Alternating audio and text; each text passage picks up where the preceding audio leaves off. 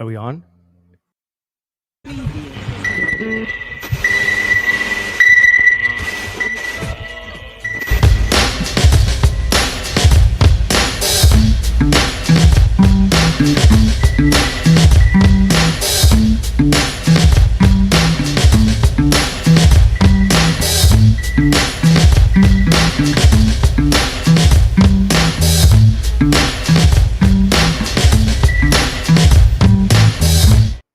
All right, welcome everybody. This is SOS Radio, not the study of stuff. I almost said the study of stuff. It has been an interesting day. We'll tell you about that in just a second. Welcome to the show. You know how it goes. Sunday nights, SOS Radio. Riding shotgun with me, as always, is Mr. Vanamides. Manny, what's up, cousin? How's it going, folks? I hope the folks are good out there. I hope everyone's doing well. I hope you guys are ready for an interesting ride. It most certainly will be. And I'll tell you why in just a second. Got to go with tradition. Every time we started with this song, things have gone great. Actually, we have a couple songs that we start to show off with. But it's been a busy day. It's been kind of crazy trying to put everything together and piece everything together. Adrenaline's running high, so I got to go with this one. All right, boys and girls, I'll see you after the song. Let's go.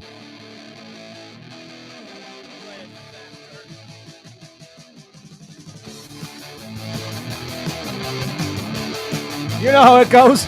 Minor threat!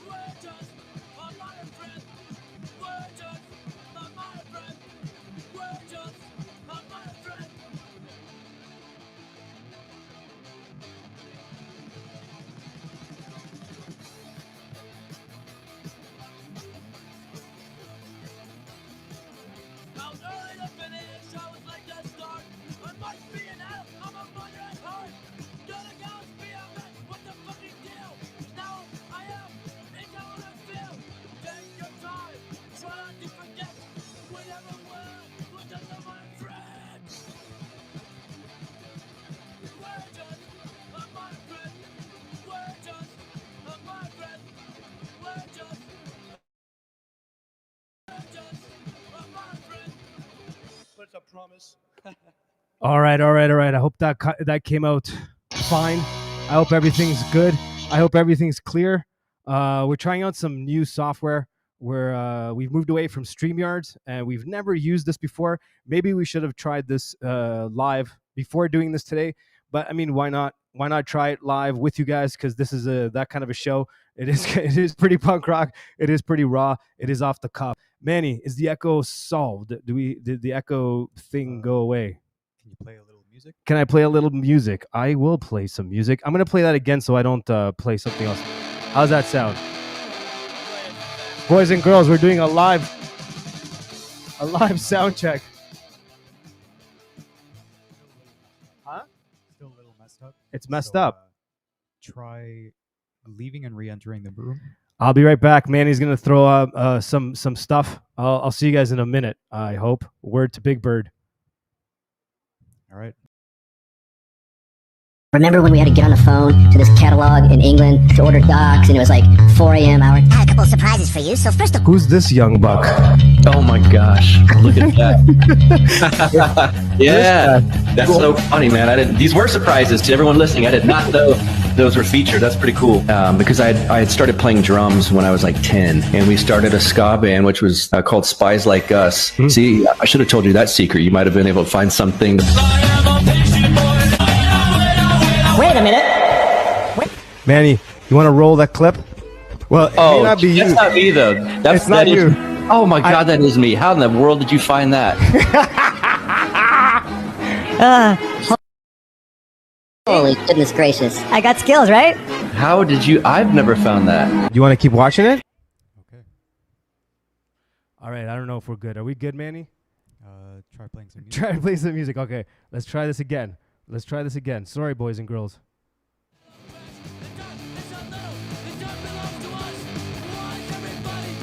How does that sound? I think it's good. Other than the fact that's an awesome song, other than the fact that's an awesome band, Manny says it sounds good. Okay, so we're good. All right, let's just pretend that happened. Whoo! Speaking about DIY, this is what happens when you do it yourself.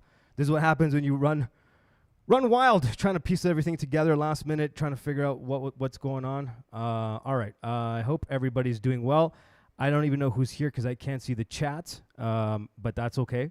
We're just going to roll anyways. Give me just a second. I'm just going to play this, and I will be right back. The Bored No More Network. Ότα έκουση και ουκ ότι στήσονται ουδέγαρε στη πνεύμα εν το στόματι αυτόν. Αλληλούια. Πατάξαντι Αιγυπτών συν της πρωτοτόκης αυτών. Αλληλούια. Ότι στον αιώνα το έλεος αυτού. Αλληλούια.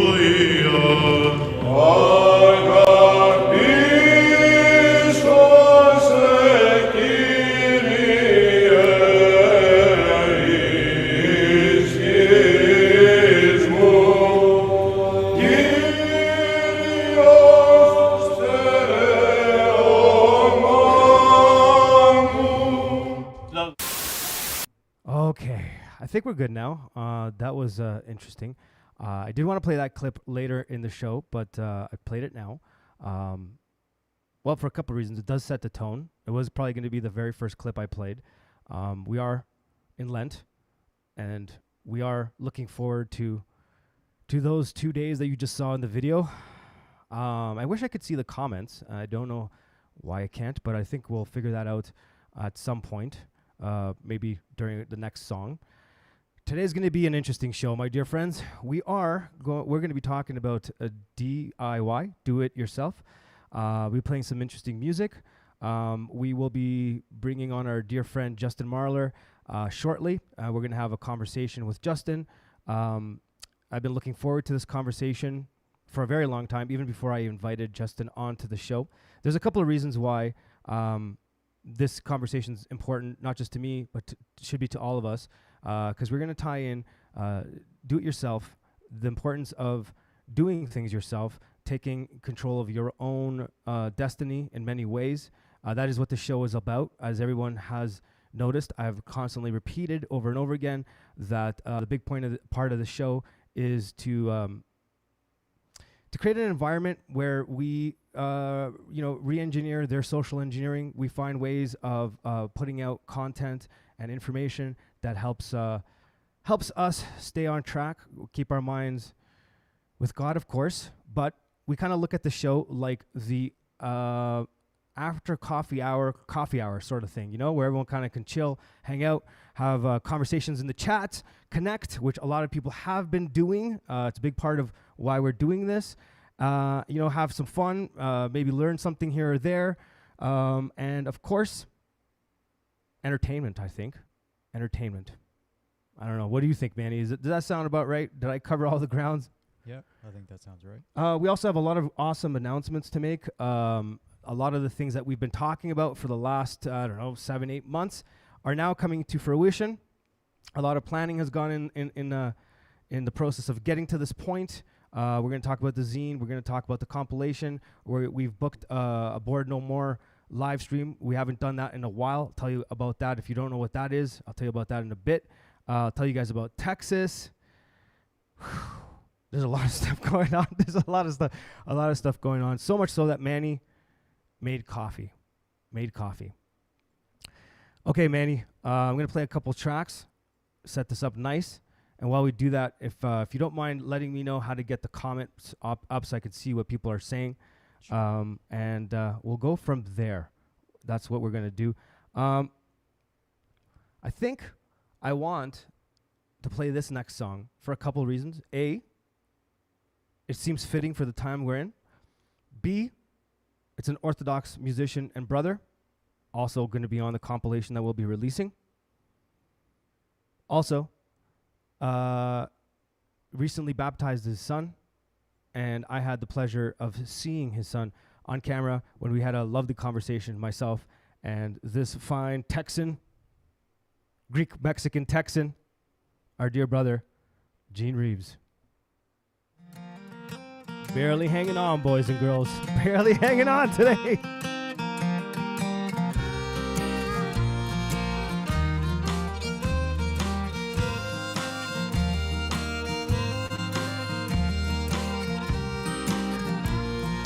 Went on down to see you just the other day.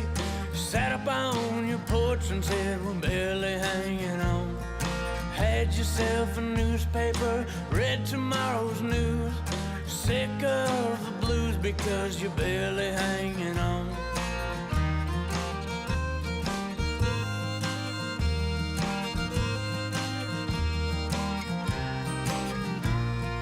Went on down to the poll station and cast my weary vote.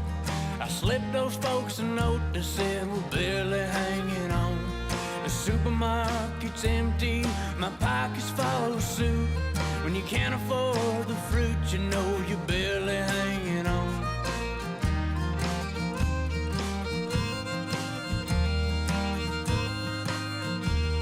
Ooh, barely hanging on, baby. You know it. Years have gone to robbing, beating down the weekend. It's been one hell of a weekend. We're barely hanging on. And dear Lord Jesus, I'm down on my knees. I'm begging you please because we're barely hanging on. Baby.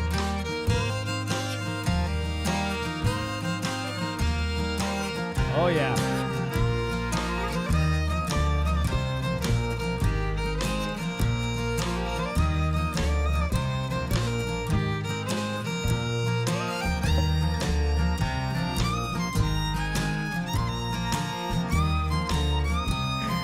Oh, yeah. Went on down to see you just the other day. Sat up on your porch and said we're barely hanging on. Had yourself a newspaper, read tomorrow's news. You're sick of the blues because you're barely hanging on.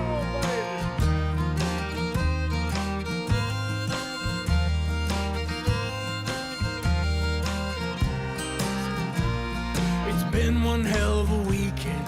We're barely hanging on. I most certainly am barely hanging on, but I'm happy that you guys are here with us tonight. Let's check the chats and see who's here. I'm finally feeling a little calmer from that, like, crazy beginning. But I'm sure you guys are all used to it. And if you're brand new to the show, you might as well get used to it because that's kind of how we do what we do here. And it's part of the charm of the show, I think, from what I've heard from some people. And you know what? It's just the way we like to roll. Just kind of do things off the cuff. You never know what's going to happen. Improvise on the spot. Beautiful things occur in the moment of improvisation. If you're an artist, you know exactly what I'm talking about. And it kind of, you never know where it's going to go. And if you follow those mistakes, I find, both as a songwriter and as just a person living this life, they lead you to some awesome places, you know. And I've been blessed in that way that I've had, you know, back in my old days, I would have called it synchronicity. Today, I would definitely call it God's providence, synergetically working. And man, what a better place to be than on the edge. All right, let's see who's in the chats. We got Tatiana. Welcome, Tatiana. It's always great to see you. Our dear brother, Daniel, working hard, helping us out big time. We'll be talking about Daniel and his amazing efforts and work that he's done for us, with us. Our dear friend, Denise, is always great to see you, sister. Post Feedum is in the house. Oh, good Lord. I love this guy, Post Feedum. What do we got? Oh, Mr. Pike, all the way up in Alaska. Hope you're doing well. Hope you're keeping warm. Our dear brother Joseph Beard is in the house. Welcome, Joseph Beard. I'm excited to watch your episode with Buck Johnson on the counterflow. I believe that would be next week. I'm really looking forward to that.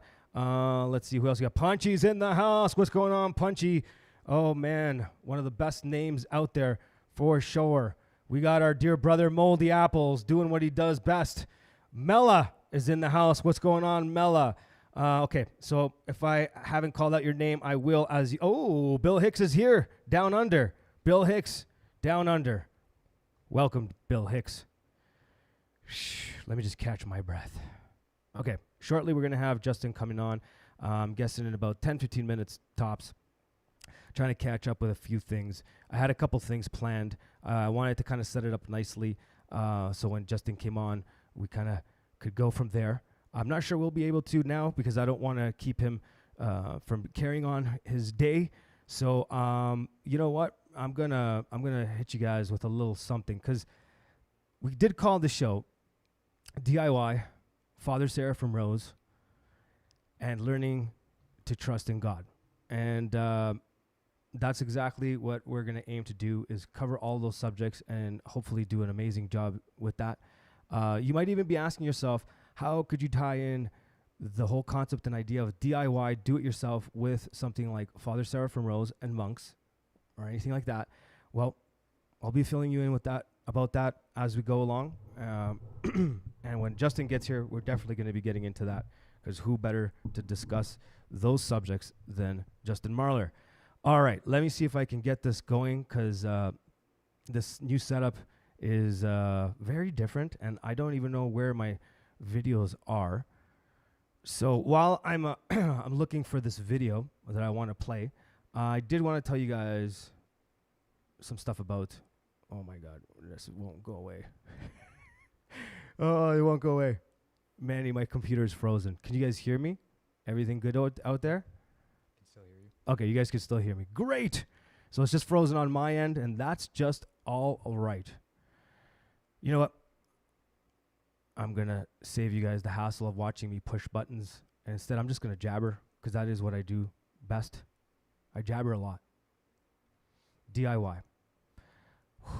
DIY is now kind of considered like a punk thing. And yes, it is a punk thing. And the term was coined amongst the punk community. But it's a little bit bigger than that. For me, do-it-yourself is something that I practiced even before even being introduced to punk music or the scene or the subculture. It was something that I was kind of, I guess, it was part of my upbringing. Whenever there was a problem around, we just kind of figured things out. We tried to always kind of, do our own thing at home with my dad, learning how to build things and all that. And it kind of taught me a lot of stuff about life, a lot of stuff about a form of independence, I suppose you could say. My grandfather also had a big part to do with that. As you guys know, I talk about my grandfather a lot. He was a big influence on my life for a lot of reasons. It's why I'm back to Orthodoxy. And when I first came back to Orthodoxy, and I started looking at the faith with new eyes. It was mind blowing to me. There was things about it that I've never realized. I didn't understand. You guys have heard me talk about this before, but one thing that caught my attention was that it did have a DIY feel to me. And I'm not talking about aesthetics to make it look like, oh, it looks like punk or anything like that, but it was more of a DIY within your spiritual life. And I'm not trying to get, I'm not preachy or anything like that. Just giving you guys my 2 cents of how I've seen things coming back to the faith. So my background, obviously, you guys know, was in the occult and this and that. And a big part of it was, looking at spiritual matters, quote unquote. Now I see it very differently. But one thing I didn't find in the occult, in the New Age or whatever, was they sold it as like, some sort of self-grandizing, bettering yourself kind of sort of philosophy. But in reality, when I got down to the nitty-gritty and tried practicing a lot of the things I was learning, there was always a dependency on something, learn something new. It was always like I had to trust this thing about myself, but with no connection to my real maker, to God as I see it now, of course. And when I started, this journey back to Orthodoxy, I started seeing that a big part of it, at least the way I see it, is that there is a part of it that it's a spiritual management that, of course, you don't do on your own. You have to do with your spiritual father and, of course, the guidance of the church and all of that, of course. But at the end of the day, when you're alone in your room, if you do your prayer rule or you don't do your prayer rule, it's really up to you. There's no way of avoiding the fact that no one's going to do the praying for you. it's something that you have to take ownership of and responsibility of. And I'm talking about for myself. I'm not preaching to you guys. I'm just saying that's how I've been looking at it. And I started to realize that the rawness of that reminded me of a lot of the things, like if I didn't like a song, music out there, I made my own music. If I didn't like the TV shows I was watching, movies, we would make our own stuff, and that was a big part of like the subculture I grew up in. And when I was starting to look at orthodoxy from that point of view, I hope I'm making sense. I started to realize that through that different way of seeing my spiritual life, I had to commit to it. I had to have a discipline. I had to, like Ian Mackay, of course we're going to talk about Ian Mackay. I was listening to him speaking about skateboarding, and he said for him it wasn't about a sport. He wasn't even very good at it, he said. But to him it was a discipline. It was something that he had to do to keep himself on track. And that's something I learned early on, trying to put together bands or zines. We used to make zines, and we used to make videos and all that stuff. I had to have a discipline. I had to take responsibility of it. So for me, there are many aspects to why I wanted to have this conversation. I'm just scratching the surface here with what I just said. I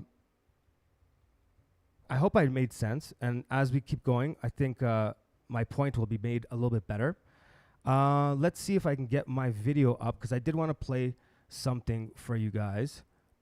Because, let me see. Again, forgive me, because we are using brand new tech, a new platform.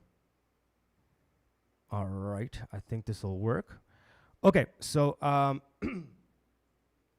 big part of the punk scene, a punk scene that I was kind of keeping my eyes on early on, and it wasn't even just for the music. It was kind of, I liked the way that the community came together. I liked the way they, at least in the initial stages, viewed life a bit different than other punk scenes and other subgenres. It's just coincidental that that's also the scene that Justin Marler came out of. This is before I even knew Justin Marler as an Orthodox person or anything like that. I would look at the punk scene in the East Bay, Gilman Street, for a couple of different reasons. One is going to be illustrated in this video I'm going to show you right now. But what I liked about it was a group of kids, young kids, that got together in an art co-op and tried to put something together and combined it with a couple of other elements outside of the actual warehouse, Maximum Rock and Roll, record label, Lookout Records. And what I really liked about it is it had a different, at least in the initial stages, a different purpose, a different ethos, and a different way of kind of putting things together. It was a little less violent than some of the other scenes that I had seen previously. And a lot of cool things came out of it. Again, I keep saying in its initial stage. Of course, things without God, without having some sort of moral fiber and code of ethics. And for us, of course, it comes from the church. It comes from the Bible, and it comes from keeping our communities together, centered around God, church, and family. That kind of keeps us on track. Well, when you don't have stuff like that, things will always go astray. And I think that's a common denominator in most subcultures. When they start with good intent, it doesn't always remain that way. Anyways, let's check this video out real quick. Engineering, there's social engineering. The way that Gilman Street changed the punk scene around here is that, it's very simple. Prior to Gilman Street, there was always a lot of shows in Berkeley, but they're mainly underground shows. There was a pizza parlor and a college co-op and so on. It was very loose, and sometimes there'd be shows and sometimes there wouldn't. Gilman Street provided a very solid and regular venue where there was something happening every week. That's the obvious way. And the other way it changed it is it changed the nature of shows, because Gilman Street had somewhat of an agenda of making, a punk show a sort of socially conscious event. Stages for Gilman work is there was these meetings, and it was much different from anything I had seen in the punk scene before, because there were people who had a definite left-wing political agenda, who were sort of trying to superimpose this overarching political idea onto what previously had mainly just been, fun, rock and roll, whatever. So, and there was good and bad to that. The good part is that there was a lot of smart and people who weren't just complete idiots. And the bad part is sometimes things could get a little bit PC and stuffy. That's just my opinion. But overall, the main thing is that it was more organized than any punk scene setup I had ever seen before, and it remained that way for a pretty long time. But the reason for Gilman Street longevity is because basically they did their legal homework before they opened it. I mean, the paperwork was all tight, and it was cleared with zoning, and they were doing all the stuff where they were going down to city council meetings, and it was just, the bureaucracy behind it was absolutely solid, which is obviously a lot different from other punk clubs. So once that basis was in place, it's free to just go on forever. Now, whether or not a punk club should last for 16 years is another question that I'm not so sure if the answer is yes. But on the other hand, I know that people still love the place.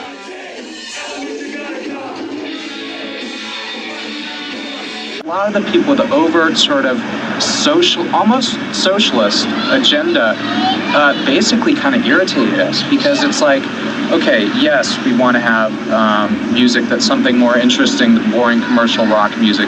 Yes, we want to have a place with no fights, but not everybody necessarily wants to go to a place and be preached to, or to be told that they need to be a role model of some kind when they're just trying to figure out their own lives.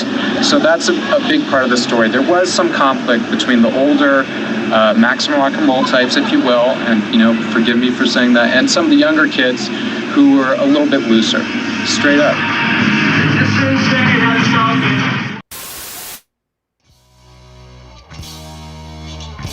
Re-engineering.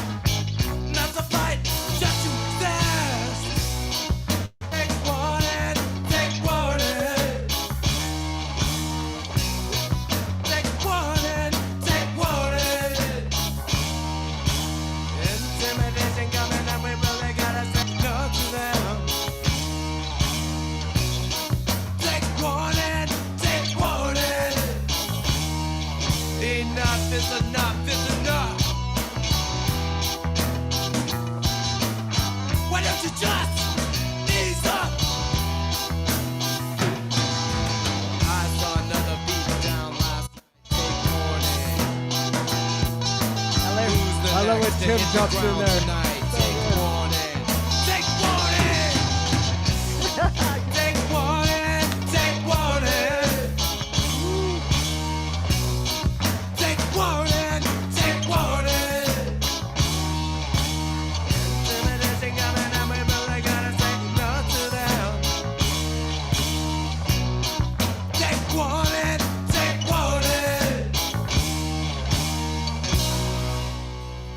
All right, just before we get Justin on, it's going to give a little bit more of a blah, blah, blah, and then one last song, and we got Justin on. Justin, you get to go. I see you in the backstage there. Saw you singing along to that. So there's a couple other reasons why the whole DIY thing and Father Seraphim Rose work really well together, and I think you guys already know a lot of it. But hearing it from Justin and from others that have experienced it, it really took me back. Like we're talking about, and I really don't like trying to compare, because I'm not trying to compare like the punk subculture with our faith. That's not what I'm trying to do at all. There are some similarities in the approach of some of the things we were talking about before that little segment with Jesse Michaels there. It's like taking matters into your own hands. It's even the way I've seen the Orthodox Church grow and how it is growing. And going back to the early days with Father Seraphim and Platina and the approach, it very much has a similar ethos. I don't want to say too much because I know Justin's going to fill in a lot of those blanks. So I don't want to do it for him. I don't want to say it ahead of time because it's pretty cool. It's pretty powerful to take that in your own hands and try to do something, try to change the world in the way that they did. And it's pretty powerful. And if you look at it from the perspective of culture creation and social engineering, and what we're all trying to do, and not just us on this show, but a lot of other people online or people I know personally, people have a lot of really good intent and really want to get people to come home. And what I mean by come home is come home to the pre-denominational church. Come home to where we all belong. And I see it in our little community, how everyone's doing with all their artwork and their music and all that. It's not shoving a message down people's throats. It's answering questions when questions are asked, but it's also like setting up people to ask the question. You know what I mean? I think that's an important thing to consider and to look at it from that perspective. Maybe you want to call it the Socratic method, maybe you don't. But the Socratic method does have a lot of good uses, and it can be a good tool. And the way that that culture built around Father Seraphim has that through Death to the World, the zine, and through see, I don't want to say too much because I want Justin to say it. You know what? I'm gonna back off from jabbering too much. I'm gonna play one song because I gotta play the song, and what better time to play the song than before bringing Justin on. And I love the song. I've been playing the song a lot. I think you guys already know where I'm going with what song it's gonna be, and I think it'll set up the conversation with Justin real nice.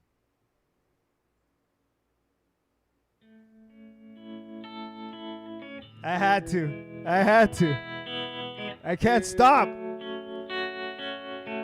Johnny.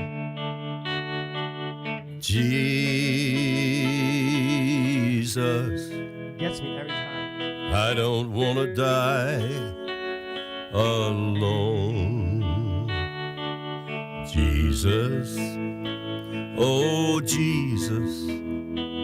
I don't want to die alone. My love wasn't true. Now all I have is you. Jesus, oh Jesus, I don't want to die alone. Jesus,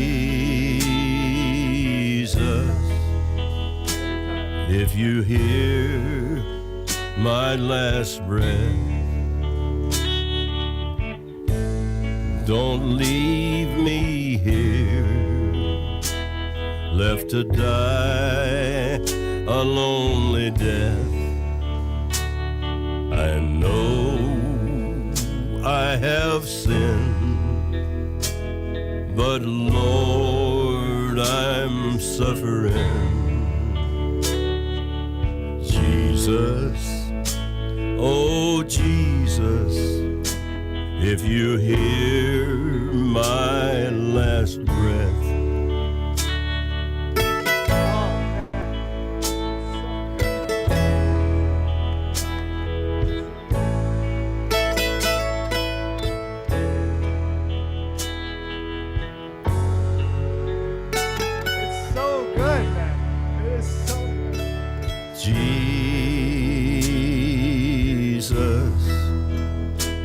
I don't want to die alone. Jesus, oh Jesus, I don't want to die alone. My love wasn't true. Now all I have is you. Jesus, oh Jesus, I don't want to die alone.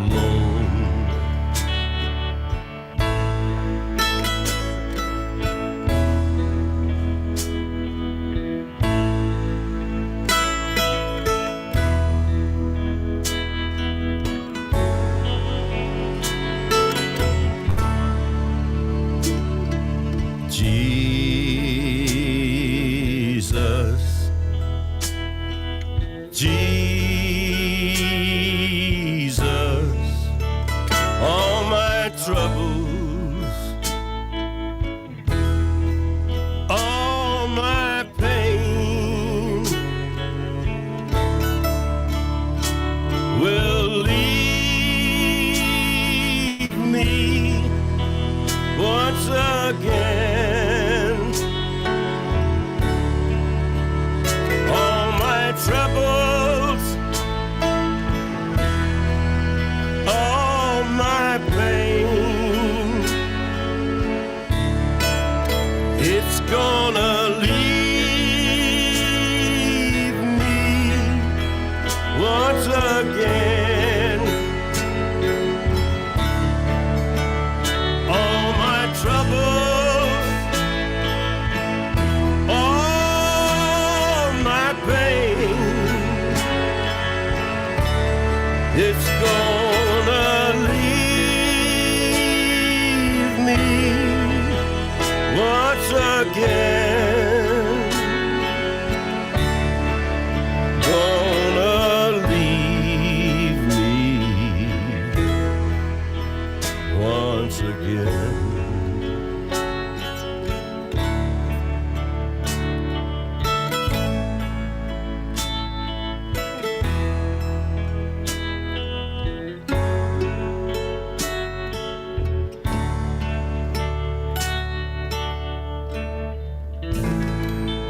The Bored No More Network. I think that Gilman was really a mission. And I think that people felt like it was something that was very important to create a space, and that they dedicated a lot of their time and energy, and a lot of money was put into it. And ultimately, it was a gift. And the people who have gotten that gift had thought, like, this was important to me. I want to return the favor. That's the thing about music. And I've said this a million times. I'll say it again. For me personally, I don't think music is the end all for everybody. But I'll tell you this, music kicked my ass, and I intend to return the favor. That's just the truth. So same way with the space. I think that you all clearly, if you're going around the country talking to people about this, obviously it played a significant role in your lives. So you would like to return the favor. So by doing this documentary, you're basically paying tribute to a space, and therefore, I think the idea is, in essence, to sort of contribute to its longevity. So people will continue to work there because it's important. Hello, Justin. How are you, sir? Very good. How are you? Pretty good. A little shaky start, but good. Thanks for letting me pop in here. Oh, no, thanks for doing it. Greatly appreciate it. Thanks for taking time out of your busy day. You said, where are you right now? I'm in the mountains of Tennessee. I'm at Loretta Lynn's ranch. What? The Loretta Lynch? Yes. Really? Yeah. My wife and I took the RV up here to go to a priest's funeral in Chattanooga, and we're now in Tennessee. We're going to head into Nashville tomorrow.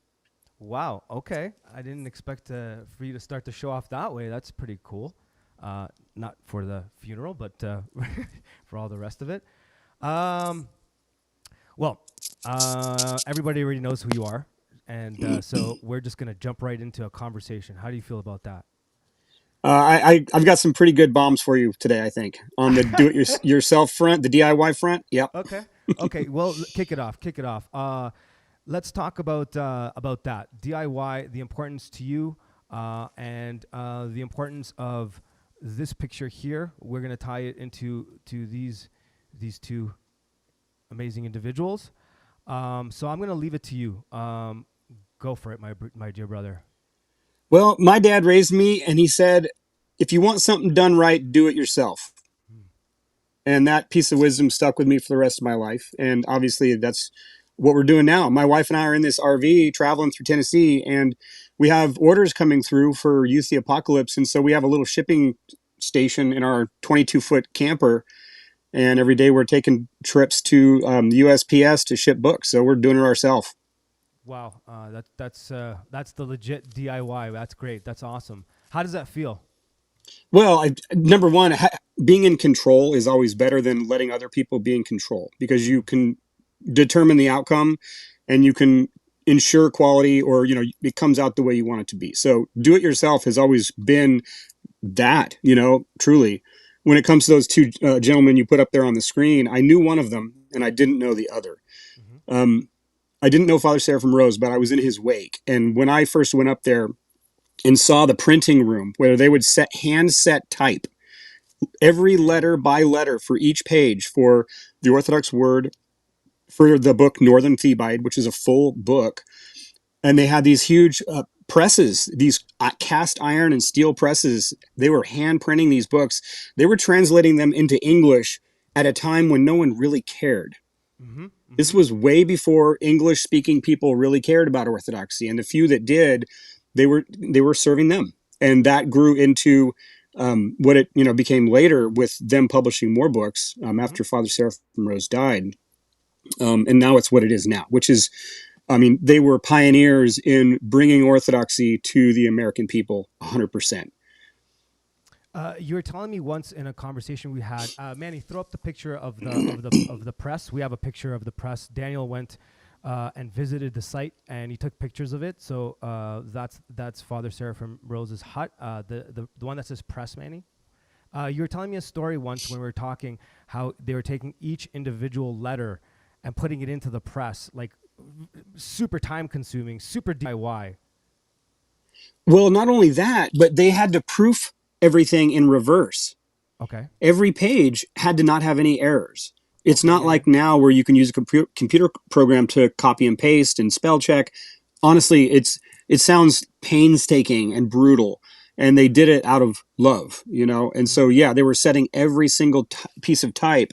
There was also, when I first showed up there and learned this whole story and became a novice and was living there, I was astonished to find that their print room, their press room, was actually a storage room. There were boxes everywhere. It was dusty. And I asked if I could convert it into a museum, because I found so much value in it because of my own personal love for the concept of do-it-yourself and what they did. And so we made it into a museum. And while I was going through everything, I was finding boxes of plates, these etched plates that they were using for the graphics for these publications. And they were all in reverse, and they had to send these things away to have them etched by hand and then have them sent back. And then they would hand place all these in these boxes with all the type. The terms leading and kerning, all that stuff comes from the spacing that you would have to think through when you were doing these hand prints. It was unbelievable. Wow, that is. I didn't think about that. It's kind of like back in the, not to compare it exactly, but kind of like when you used to use a typewriter, there was no backspace, there was no erase. And in this case, it's even more so because you have to make each plate by hand. That's crazy. Unbelievable. Truly a work of art. And I'm lucky to have one copy of Northern Thebaid that was, done by Father Seraphim and his friend. And it's in perfect condition. You can't find them, I don't believe, anymore. They're just gone, And when I open that thing, you can smell the ink. It doesn't smell like ink today. It smells different. The paper smells different. It's just beautiful. Yeah, that must have been quite the sight. And even having that's awesome. That's incredible, because you have like a piece of history in your hand. And also, well, it's connected to Father Seraphim Rose, which is, I view it like a relic, honestly. Right. Yeah. That is incredible. Yeah. Also, the life of a monk is pretty DIY. Right down from like having to fend for yourself on every level, from food, to your shelter. I believe Father Seraphim built his hut by his own hands, and you did as well when you were in Alaska. Talk a little bit about that and the life of being a monk and the DIY aspect of it. Yeah, when I was in Alaska, luckily I was brought to Alaska by who's now Bishop Gerasim in Dallas, and he was then a monk, and he brought me up there and showed me the ropes, how to survive on this deserted end of this island in the middle of nowhere. And the whole commission was to build on the end of this island, and so we didn't have money, we didn't have Lowe's or Home Depot, none of that stuff was there. So he was showing me how to capture logs out of the ocean, bring them on land, and hand saw them with a chainsaw to make lumber. I mean, talk about do it yourself. Wow. I mean, it was astonishingly difficult. We were dragging lumber and logs through the woods and debarking them, and we used these primitive tools to move the logs around by hand. It was pretty, pretty intense. One of the do-it-yourself stories that I've got is that I was supposed to make a door for the main cabin, and these cabins were like shacks in the middle of nowhere. Very similar to Father Seraphim's in that picture there. And we didn't have doorknobs. We didn't have any access to hardware, so I had to invent a doorknob. So talk about do-it-yourself. I created this door with two pieces of plywood and then a strip in between that created a hollow space in between. And I whittled a latch that was a slide latch with these two little track systems inside the door, so I could slide the latch and lock the door to keep the bears out, you know? Okay.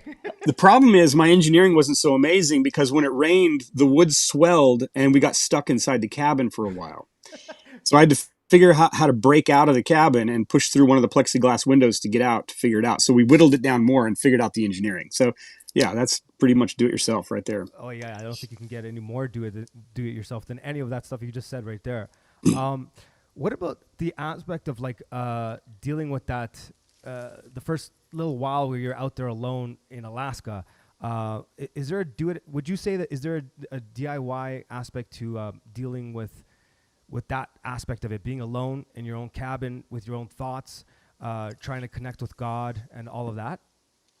Yeah, so I had already spent a year and a half, 2 years in the monastery in Northern California, but I wasn't isolated like that. So when I first landed there, the first month was like romantic and beautiful and amazing, and I'm watching bald eagles fly by and everything. And after 2 months, then the winter starts coming in, and then I start realizing, oh my gosh, I'm stuck with myself.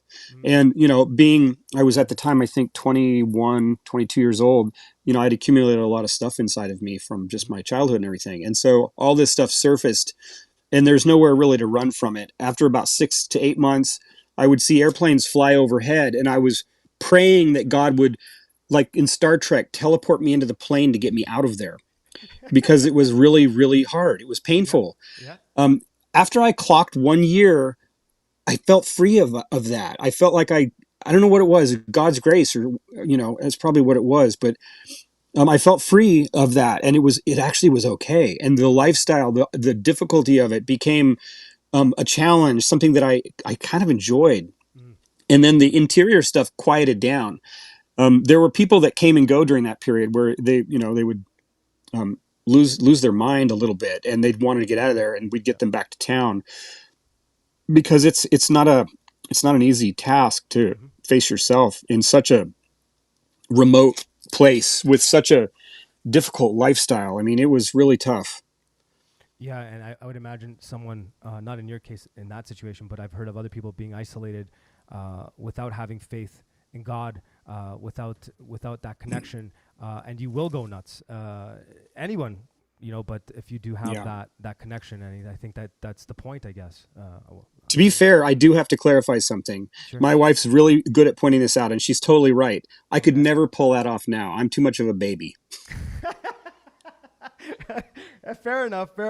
Yeah. Well, you did come back to all of this, so I mean, of course, it's going to be hard to ever go back to something like that. It's pretty. Well, man, not many people have done what you've done anyway. So I mean, even to attempt that, it's pretty cool. But it seems from hearing your story, reading about it and all that, it's kind of you had to do that. It was either that or death, if I could say it so bluntly. True. So, True. so I mean, it is what. Okay, so one True. last question, and that kind of leads into from there to where I wanted to go. If it's okay with you, I think there's only once I've ever heard you speak where I've disagreed with you. Only once. Don't worry, we're not getting controversial. and it's the first thing you say in this next clip. I'd like for Manny to play this clip, and I'd like to talk about it after. Just the way you introduce it, I disagree with you. It's a very important spiritual story. Manny, hit play, please. Just a second. Okay, while we have to figure out the tech, because it's new. Okay, here we go. All right, here we go. But it's funny. Another brother and I were supposed to take onions to the nuns on the other side of the island, and it was a blizzard. And it was a stupid idea. Okay, we're going to take a sack of onions in the middle of a blizzard, and it was winterish, so there wasn't a whole lot of light. And we're walking through the forest, me and this other brother, and we're like, oh my gosh, there's other footprints out here. There's other people lost out here. Keep walking, we see another set of footprints, and I was like, that's our footprints. We're not walking in a straight line. We're totally lost. And you could hear the buoys out in the water, gung, gung, gung, gung, and then we get quieter as we walk. I'm like, I have no idea where I'm at. This is a 12-mile island or something like that. 10-mile stretch that we're supposed to walk to get to the nuns. I think it's about 10 miles. And the sun's going down. Well, it didn't even come up in Alaska. It doesn't come up. It went up a little bit and went back down. And this other brother and I cross a frozen lake, and we could hear the water cracking underneath, the ice cracking. And I looked back at the other monk, and his face is purple, his beard is icicles. I probably looked the same way. And we were looking at each other like, if the ice breaks, just keep walking and praying. And we were just walking and praying. We sat at the base of a tree, and we basically were talking about we're probably not going to make it tonight. No one makes it in a blizzard in the middle of Alaska in the winter. It just doesn't happen. And so we sat there with the bag of onions, put it on the side of the tree. We sat in the snow, and I was moving my foot around, and I saw that there was water from that lake, and I saw salmon under the water. I could see the fish. I could see the direction of the water flowing. And I was like, St. Herman just saved us, because that's where St. Herman of Alaska was. He fished in those very same streams. He saved us by showing us those fish. And we followed that stream all the way back to the cabin, pitch black, walk in the main cabin, and the old monk in there, he's like, what are you guys doing? Where have you been? And we're like, dude, give me a fireplace. We'll tell you the whole thing. I mean, we really said the prayer. God, forgive me all my sins. I want to be at peace as I transition right now. And then this. A story in the part that I disagreed with didn't play there because I guess there was some lag. I think you said something along the lines, this isn't a very deep spiritual story or something funny, something like that. I think that the reason why I disagree with you is because when I watched that, and I watched it a couple times, and it's why I wanted to talk about learning to trust in God. That's what I got out of it. Like, no matter how what you were faced with, like, that's quite the story. Like, you're on the cusp of death in extreme situations most of us will never face. And there was a couple of things about it. There was like a moment where you kind of settled in with the thought, okay, this is it. And then there was also the moment where when that happened, you kind of got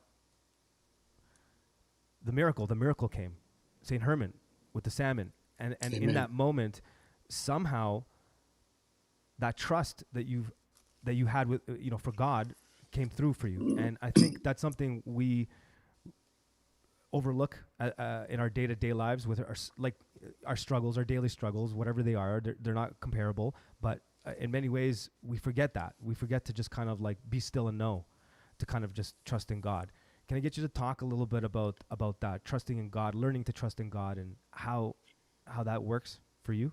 Yeah. He wants us to just let go of all these things, of our traumas, our pains, our issues, the things that we identify with that, form our personality. He wants us to let go of all this stuff. What I've learned over the course of my life is, and I've said this before, I don't believe in the idea of accepting God's will. I think that that's not an accurate way to describe it. Accepting God's will is a reluctance. There's a reluctance built into that. I'm reluctantly accepting his will. And I don't think that that's helpful. I really do believe that embracing his will and fully walking into it is what he's asking us, not just to begrudgingly say, okay, God, whatever.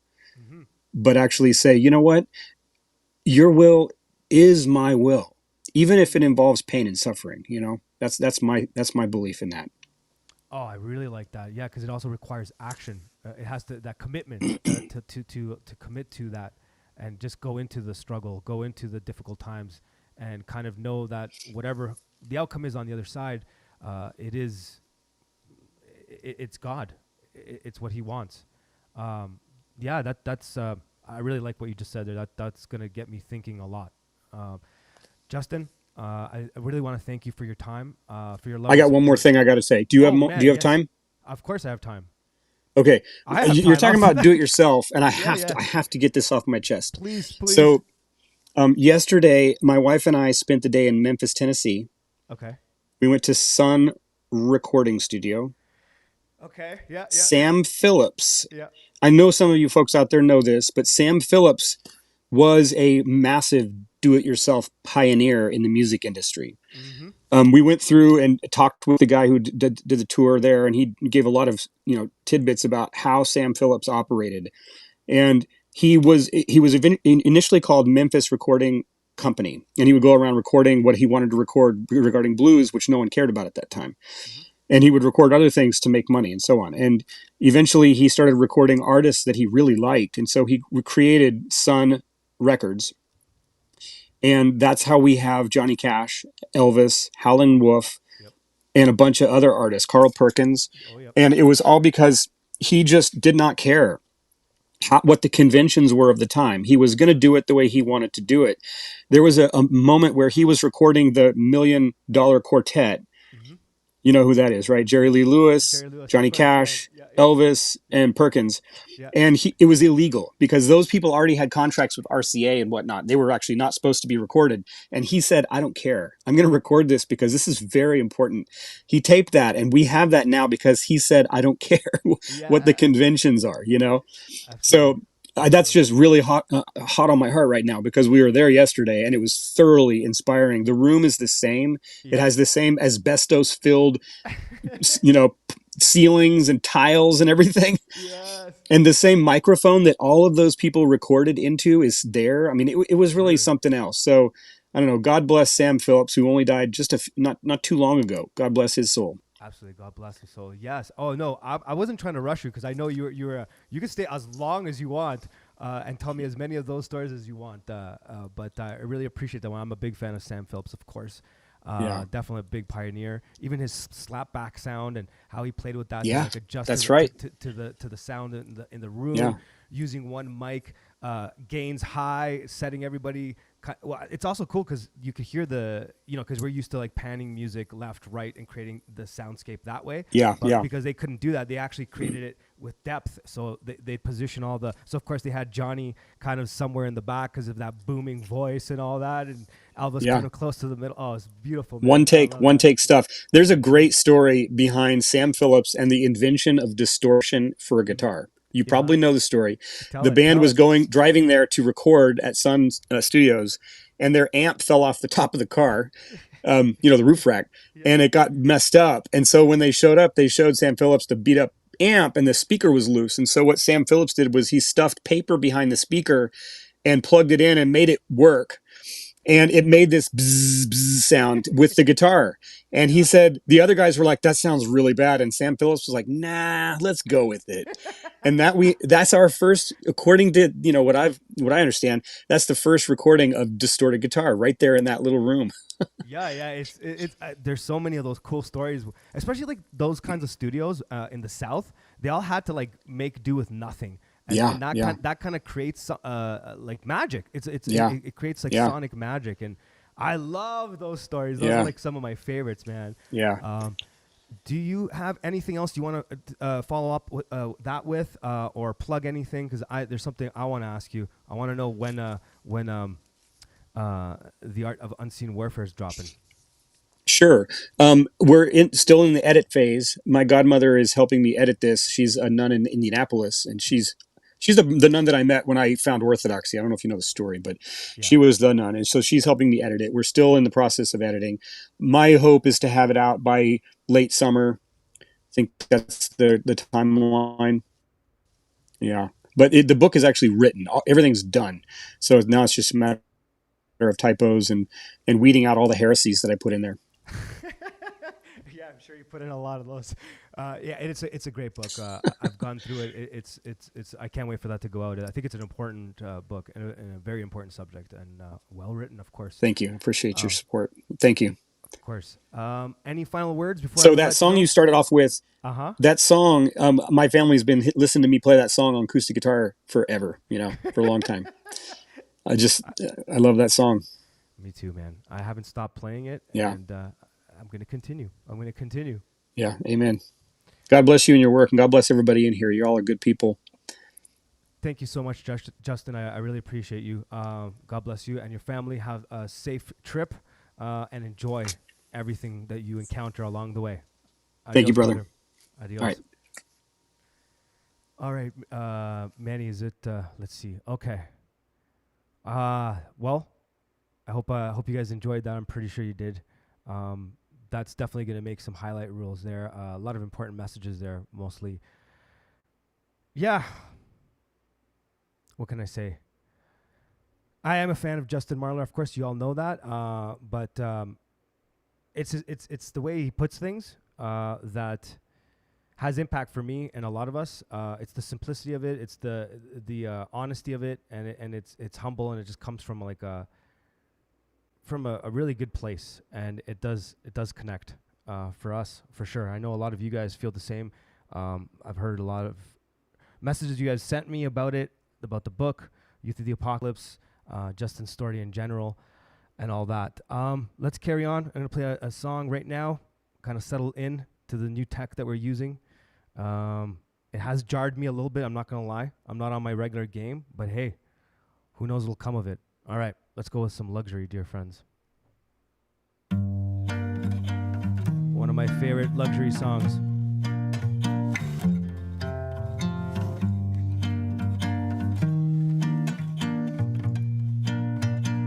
I love this song.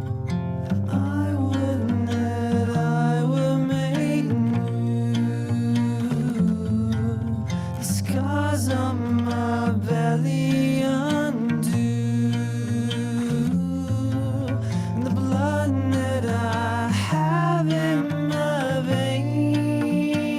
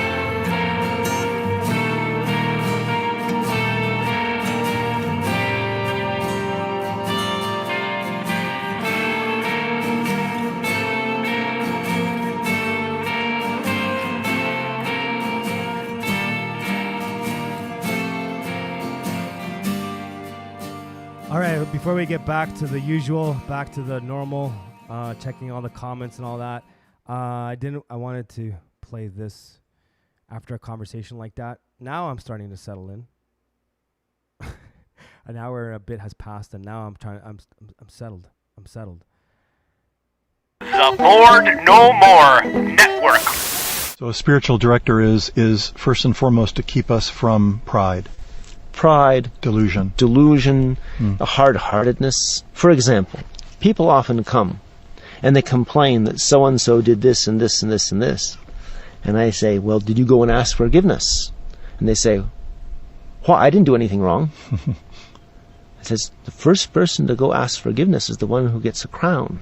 He says, maybe you could start it. Maybe you could go and ask someone and say, forgive me for having done that. What are they going to do? They're going to immediately reply back, well, will you also forgive me for what I said to you? And so it's important that we're accountable. We know in our government, we know in the history of recent church affairs, whether Orthodox, Catholic, Protestant, or even all these various sects, what happens when there's no accountability. Things go from, as we say, bad to worse. And when a person humbles himself and he relies on the prayers of his neighbor more than his own prayers, he becomes open to the movement of the grace of God in his life.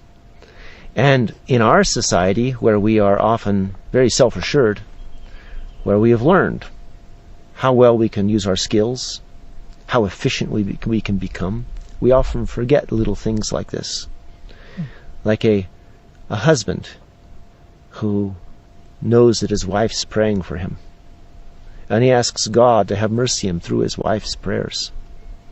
Or he remembers how important it is to pray for his children because they're walking to school or they're returning home. And he turns in prayer to God for them. This is what draws the love and grace and mercy of God toward our lives.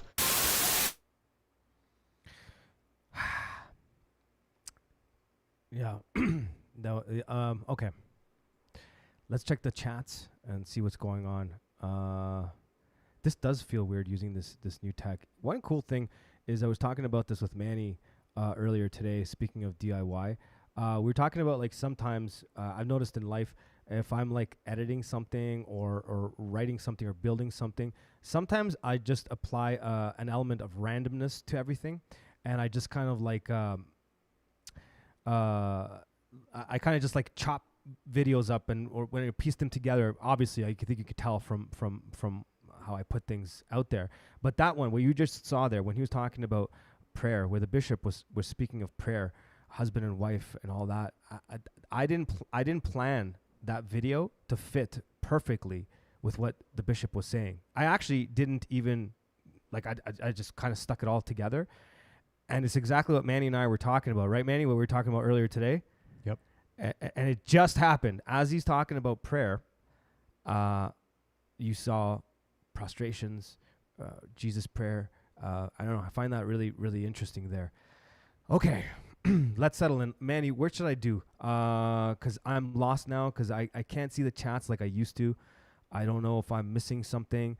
I know we have a little helper over there helping us out today. Is there anything I need to look at, Manny? Let me know. Or a helper. Yeah, I can throw some comments up. Okay, what we got? Or should we bring up our AI bot? We can. Does the AI bot have anything to say? Okay, bring up the AI bot. Let's see what's going on. We have our very own AI bot that helps us organize things. What's going on, Mela? Hey, what's up? There's a comment from Tatiana, member for 6 months. She says, for 5 years since I became Orthodox, this is the thing that keeps me hitting a wall. My trust in God and giving over to Him my ego and pride keeps blocking me. My will is not aligned with His. I know it. Very honest thing she just said there. Definitely. I'm happy you threw that in there, Tatiana. I think that's something a lot of us feel. Do you feel like that, Mela? Yes, I do. Say hi. Hello. What's going on? They can't see you, darling. She's part of the show. She's part of the show. She's the other bot here. The other bot. Was that like a dad joke? Did I achieve my goal of a dad joke? Was that a dad joke? You did. I've been waiting for like an hour and a half for this to maybe happen, so I hope it worked out. Oh no, I was gonna make it happen. I was for sure. As soon as we said, I'm like, okay, we're gonna do this. We're gonna do this. Are there any other comments that happened and flew by? Thank you, Tatiana, for your love and support. You're always, let's see, always in my prayers. It helps knowing that fasting without prayer does not is prayer. See, I suck at this. You want me to read them? You know what? Why don't you? Because I read it internally. I always do that. Yes, I'll read it. Go for it. Another awesome comment from Tatiana. It helps knowing that fasting without prayer does no good, and prayer with no fasting does no good, and of course, our reasons behind it. True. I'm also reminded of that video clip. I wish I had it set up of Metropolitan Neofito, where he's talking about begging to want that prayer, that connection, that action itself. Like, because when I came back to the faith, I mean, I still do it. I'm not gonna lie. I'm not very good at sticking with it. Like, I do it, but I'm not gonna sit here and lie. I'm not the best at it, but I know one of my prayers early on coming back to Orthodoxy was teach me to pray, teach me to understand, teach me to have, to want to do this all the time. Like, teach me to connect. So that is definitely something that has been helpful for me. I'm not necessarily giving you spiritual advice. That's Metropolitan Neophytos. I have a crush on Mano in a non-Skittles way. She has told us. Thank you, Buck Johnson. Much obliged. And please forgive me, everyone, for that horrible introduction from the beginning. Oh my God. I can't believe how bad that was. It super bad, Mela? Be honest with me. No, I mean, you're dealing with a new website, a new streaming software, so I wouldn't worry about it. So it was bad. No, that's not what I'm saying. It really wasn't. I don't think it was bad at all. I think it was just fine. Okay. No, it's okay. It's the show. I think we always have something going on. If there's any other comments, let me know. I'm gonna play some tracks right now and see what happens. How is that working, anyways? Are we collecting comments? How should I approach that, Manny? Yeah, I've been starring them. Okay. As the song's playing, I'll show you how to look at them. Okay, I'm gonna do this. One of the first introductions I had to DC punk was sitting in my buddy's basement, and for anyone that knows any punk rock kids from back in the day, you could just only imagine what kind of basement we're talking about. We're talking about like that gross, shaggy, like the long hair shaggy carpets, they're like brown and orangey with like patches on them. Like, they're actually designed with these gross patches on them. I don't know what was going on in the 70s with those carpets. It was one of those. He had one of those big, huge TVs with the wooden box on it and a VCR on it with a big plastic thing where you pull it out and all these VCR tapes are in there and all that stuff. And he's like, "Yo, man, you got to hear the song." And he grabs this cassette, throws it in, and this is the song I heard. And I was kind of like, I didn't know what to think of it while it was happening, and I didn't know what to think of it after it happened. But I knew something happened, and I knew something happened to me. And I was like, I don't know if I understand what's happening here, but I want to understand. Anybody know this? Come on now!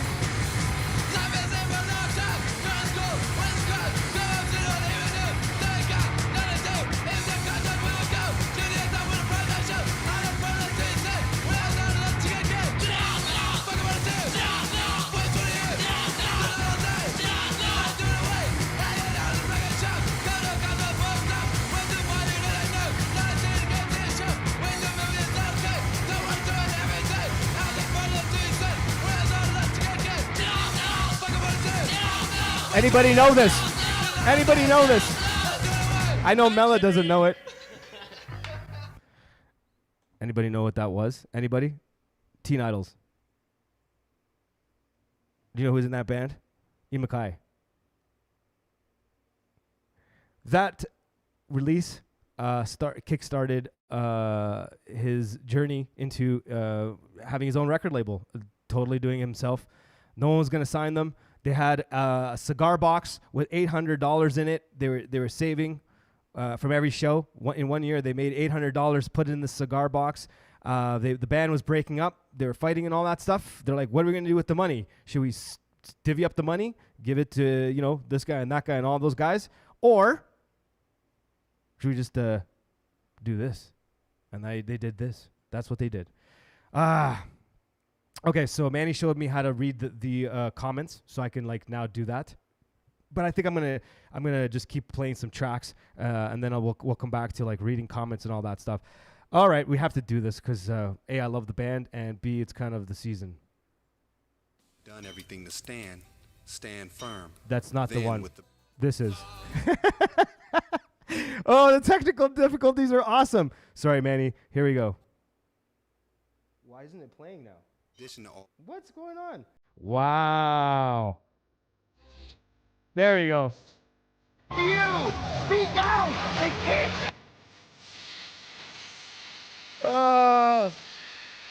Come on, man. The Pogues.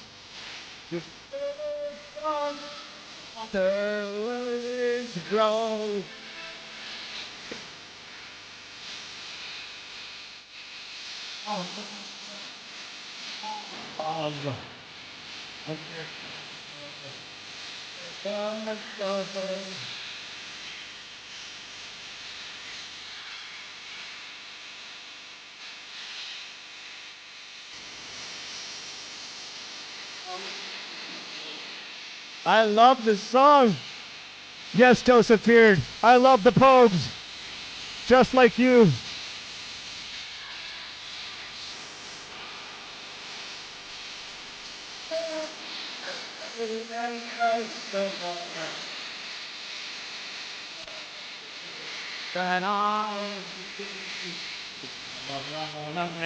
Just again me.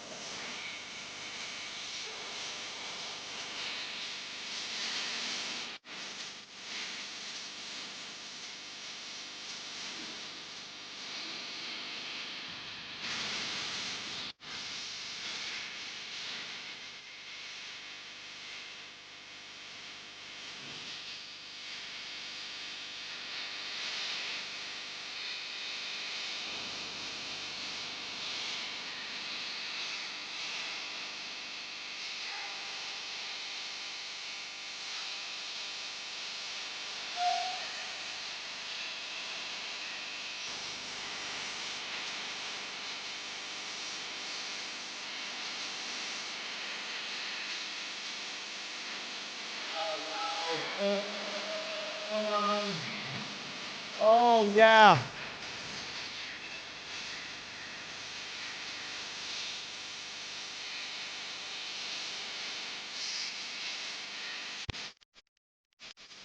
Sometimes crawling, sometimes walking.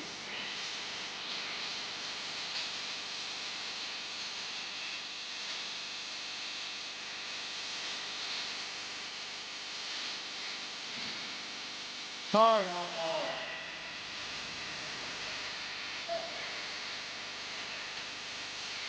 Oh, what a day.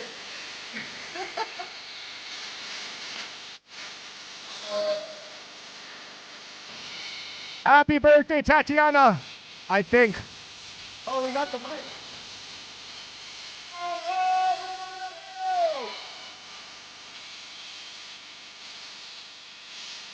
Does it work? Does it work? It works!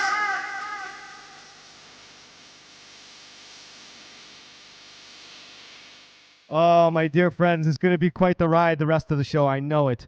I'm feeling it. I'm starting to get into the groove. I don't know, man. Man, I wish we had used what we knew, just for the first segment, having Justin on and all that stuff. We should have made sure that we kind of had things tight. I don't know. I hope it was okay in the beginning. Either way, I'm thinking now that that all happened, that maybe we'll put this private for a minute, take it down tomorrow. I'm gonna clean it up and put it out because a lot of what Justin said, we have to do the justice.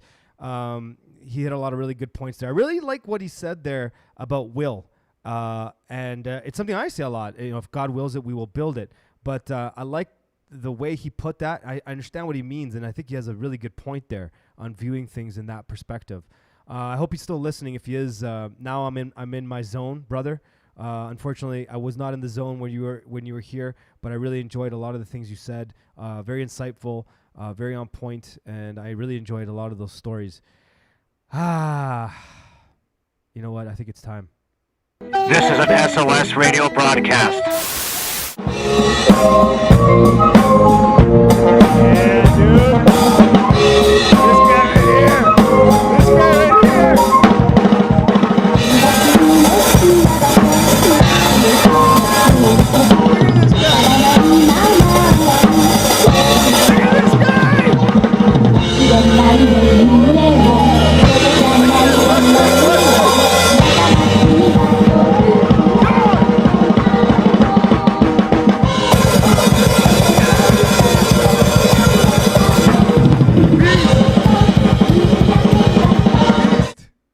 Right there, bud.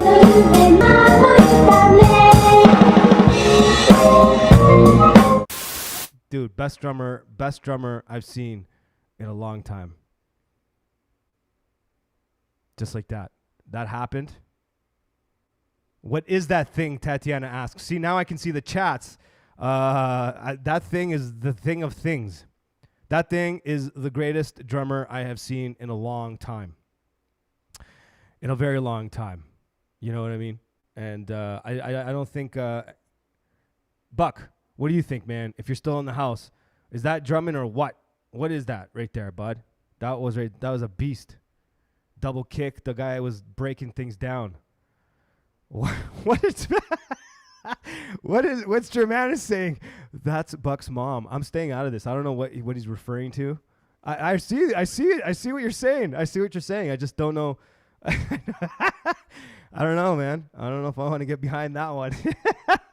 All right, man. Let's keep rocking, man. Let's keep moving forward. You know what? I'm going to change things up just a tad. Or am I? Or shall I? Okay, real quick, if I get some comments, should I, you know what? No, I'm not going to ask. I'm doing it. One of my favorite DIY bands for a lot of reasons, and especially if you know their story and you know what they're all about, you'll know exactly what I'm talking about, man. Right here, bud. Right here. You know what I'm talking about? I'm talking about the Minutemen. But we're not going to play 2 Minutemen songs.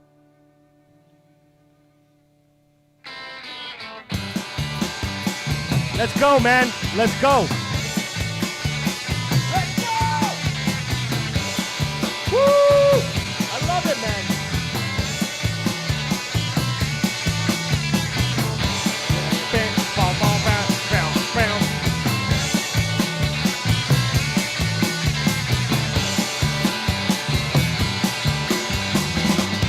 The people will survive.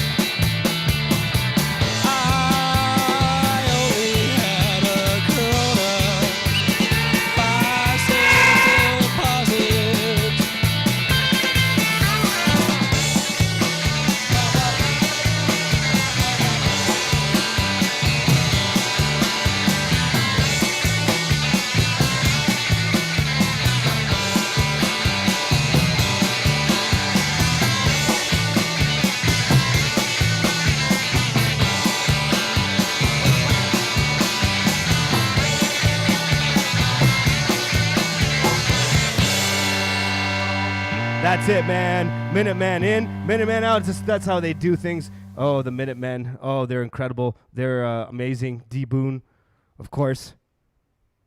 Mike Watt on bass. Those guys, man, they knew what they were doing. Just make quick, fast songs. They're one of the very one of the very few punk bands in the early days to actually make money because they really did do it themselves. They drove themselves around towns. They did like a bajillion shows a minute. They didn't hire any roadies or anything like that. You know what I mean? D Boone even wore really uncomfortable shoes.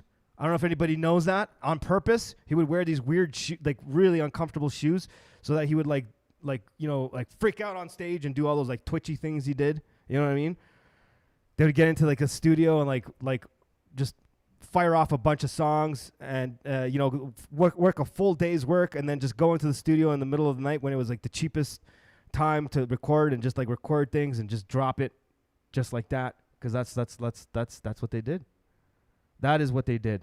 Okay, let's keep going, man. Hope everyone's good. I'm going to give you guys some updates after these next couple of tracks. Updates on the zine, updates on Bored No More, updates on stuff, all kinds of stuff, because today we're not studying stuff, but SOS stands for study of stuff. SOS. See how that works? See, I'm in the groove now, man. If you're new to the show, I'm telling you, forgive the beginning. Word to the bird. Which bird? The big one. Oh, see? Again, button pushing. This is just one of those days. You see what I'm saying? People, get ready, Yeah, my people. Everyone get ready to rock steady. People get ready to do the rock steady. People get ready to do rock steady. Out in the moonlight we will dance. Out in the moonlight, hands in hands. I'm just a lonely boy waiting for someone to love me the way that I love you.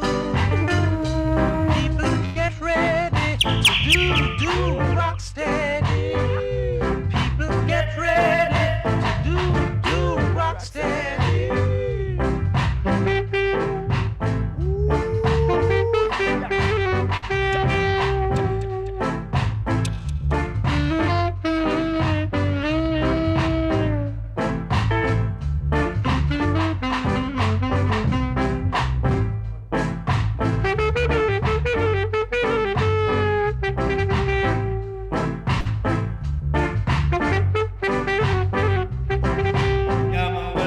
SOS Radio.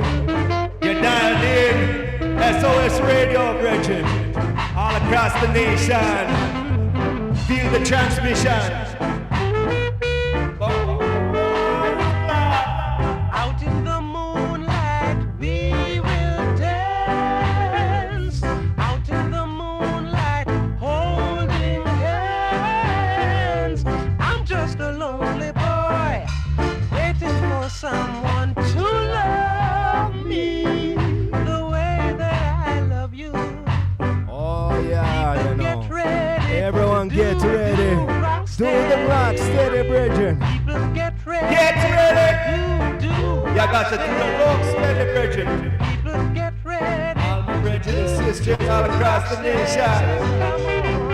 Come on and do rock steady. Rock one, yeah.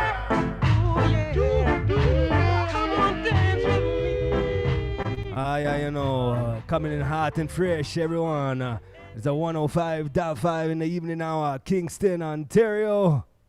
You know what I mean? All the way up there in Canada where it's cold and things. There's a place called Kingston, Ontario. That's where the real dreads go, you know what me saying, brethren. Yeah, man, you seeing, you say? Yeah, you know, man. Me bless, brethren. Me bless, me do this radio station every once in a while on a Sunday evening. Day of the Lord, All right, brethren. and Sister, let's play some more. We're gonna do a little switch up, you know. Keep it all kind of reggae, kind of punk, kind of reggae. Mix it all up. Put everything in a big pot, you know. Cook it up like gumbo, brethren. Oh yeah, see them things, they don't work, man. We have the great and wonderful Joe Strummer. Coming in hot. It's okay.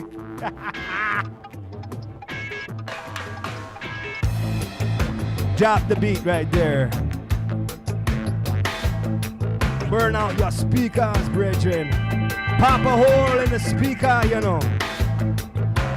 Once I got to the mountaintop, tell you what I could see. Prairie full of souls running from the priests of iniquity. Where the hell was Elijah? And what do you do? The prophecy came was through. We gotta take the walls Yeah, man. We'll call. Put your lips together and blow to the very top. Say the truth, crystallize it like jewels in the rock. Joe Strummer. Joe Strummer, get down, Moses. Falling out the sea, carving up a tablet out of Tennessee. Get down, Moses. I'm in Tennessee. Get down, Moses. Down in the street, blood is rushing down on the gravel to a beat. Yeah, man, you know. Down in the pit.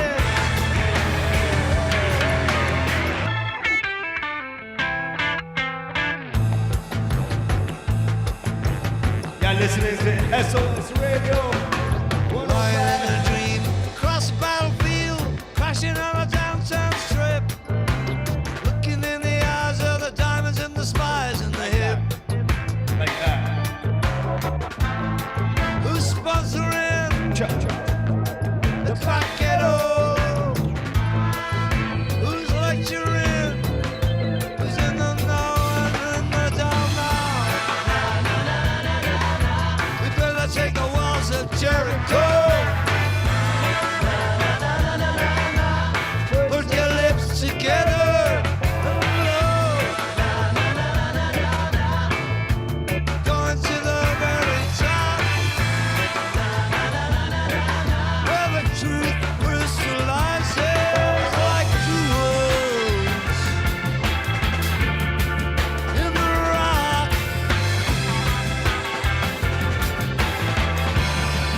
In the rock. Get down, Moses. The eagles I read, you gotta make a new friend out of old enemies. Get down, Moses. Back in Tennessee. Down in the trench, got a lot of reasoning in a dread. Down in the street.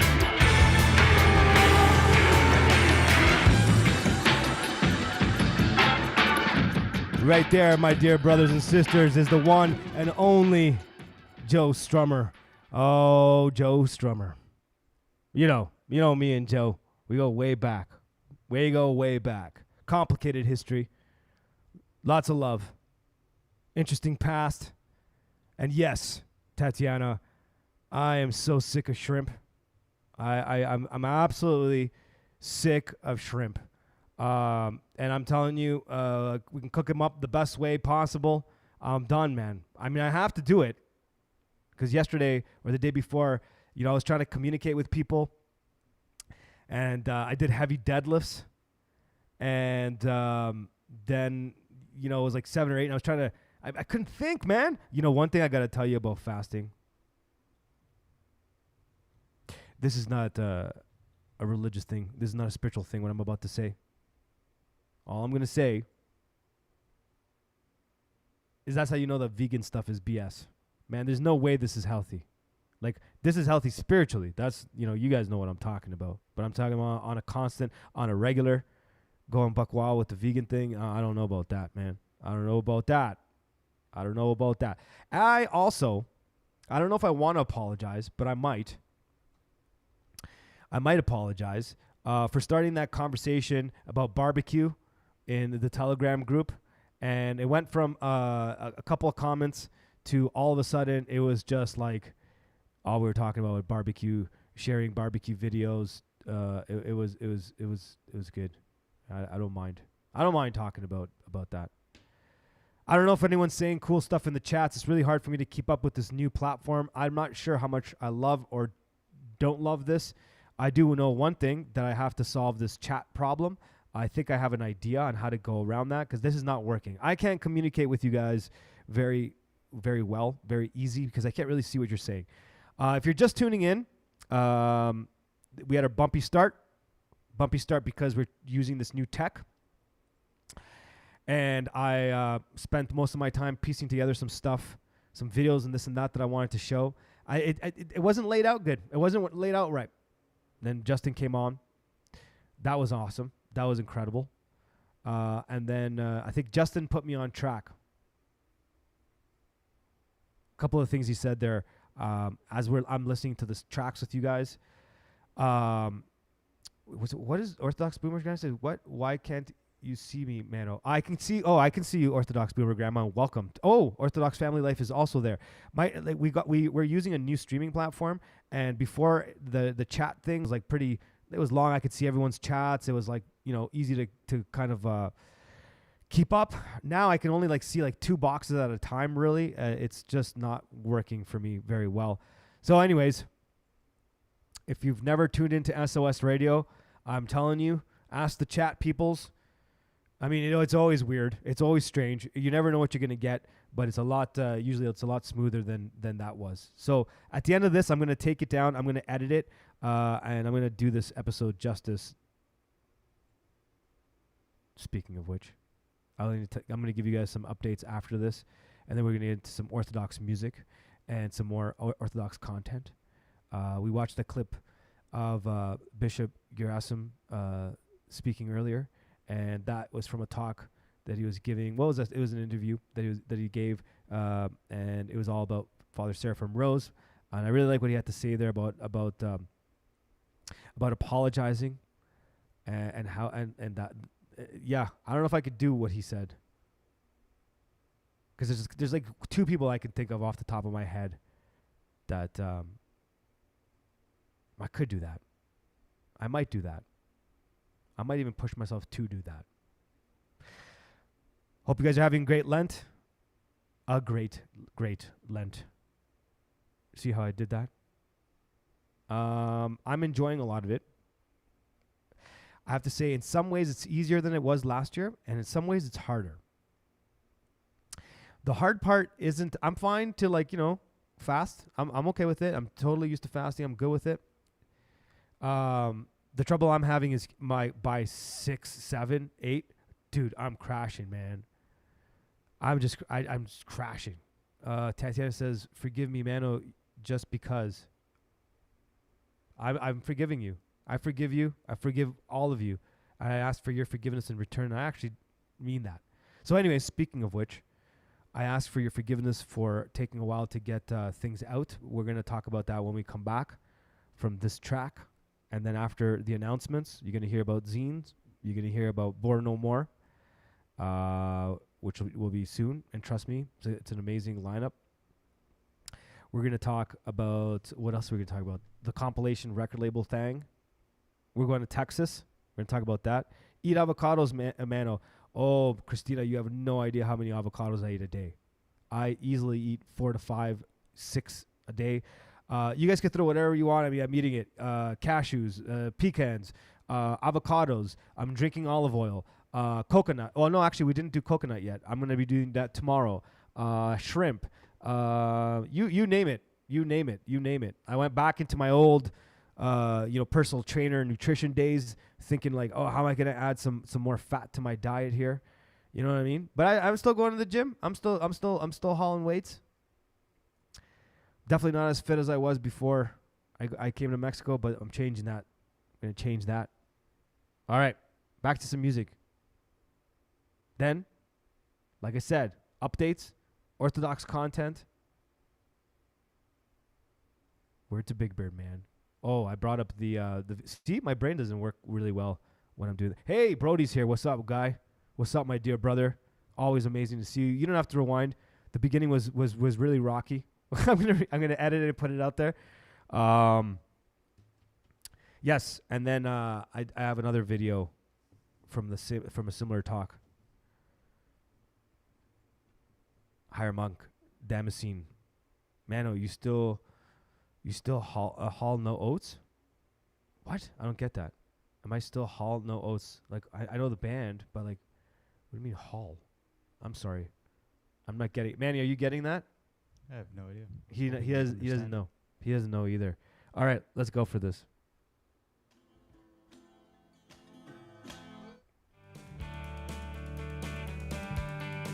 My gear is so weird today. I'm gonna start that again. I'm gonna start that proper because like I don't know what's going on today. The jibby jabs and jabs are all over the place. Not the jibby jabs. That means something else nowadays. But it used to be the jiggy jangs. And you say jibby jabs, that means something else now. You know what I'm saying? Right? Remember that? All right.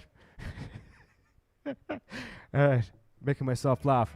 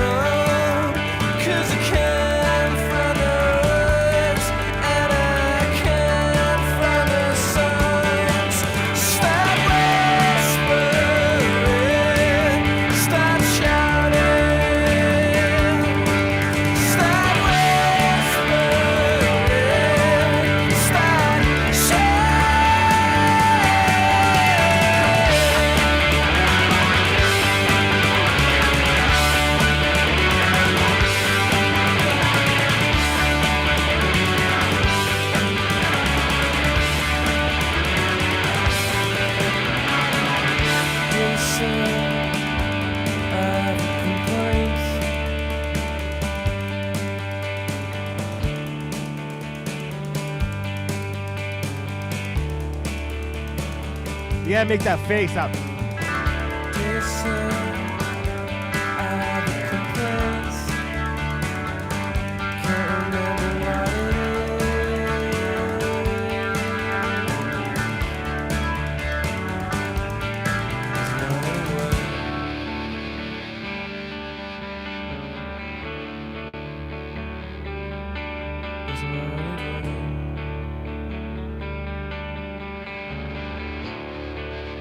I love this part, man. Get ready. Go for a sonic journey.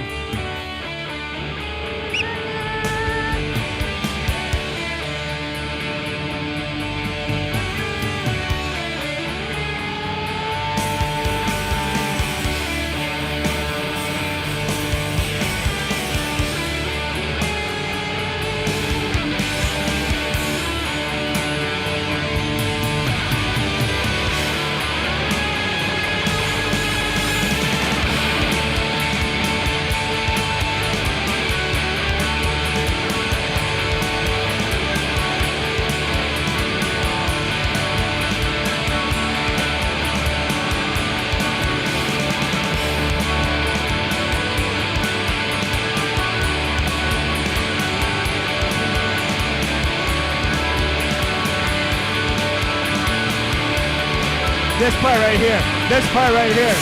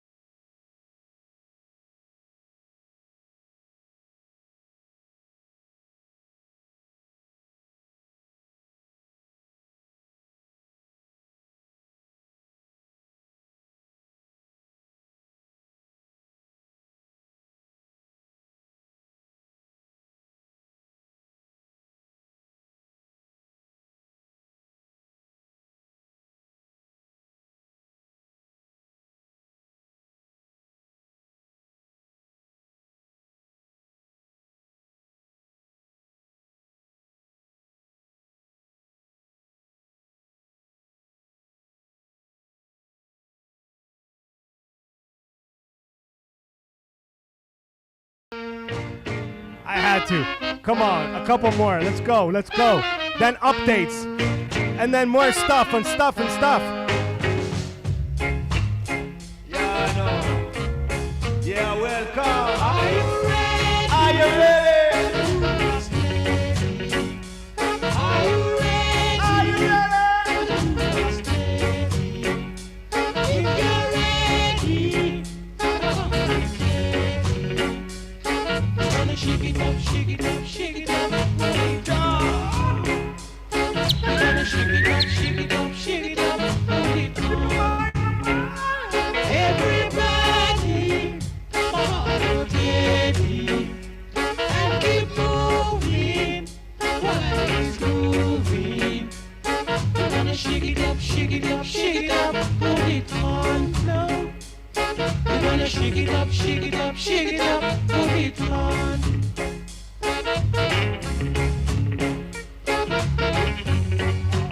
You know, yeah, listen to SOS Radio, coming straight all the way from Mexico. You know how it go, brethren. All right, sit back and sit all right. It's Sunday night, brethren. Everybody, all ready, and keep moving.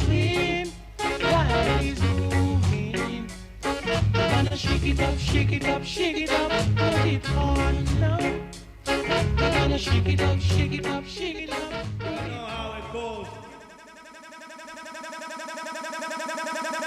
Now before making records, the hood was my savior.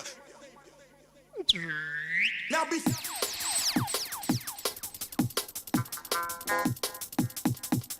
Welcome now, the junglist master. Now before making records, peace to all the real DJs out there. Bulletproof coffee. Oh yeah, I used to drink that like crazy. Making records, the hood was my savior. But now we're making tunes that make you jam with your neighbor. Too black, too strong.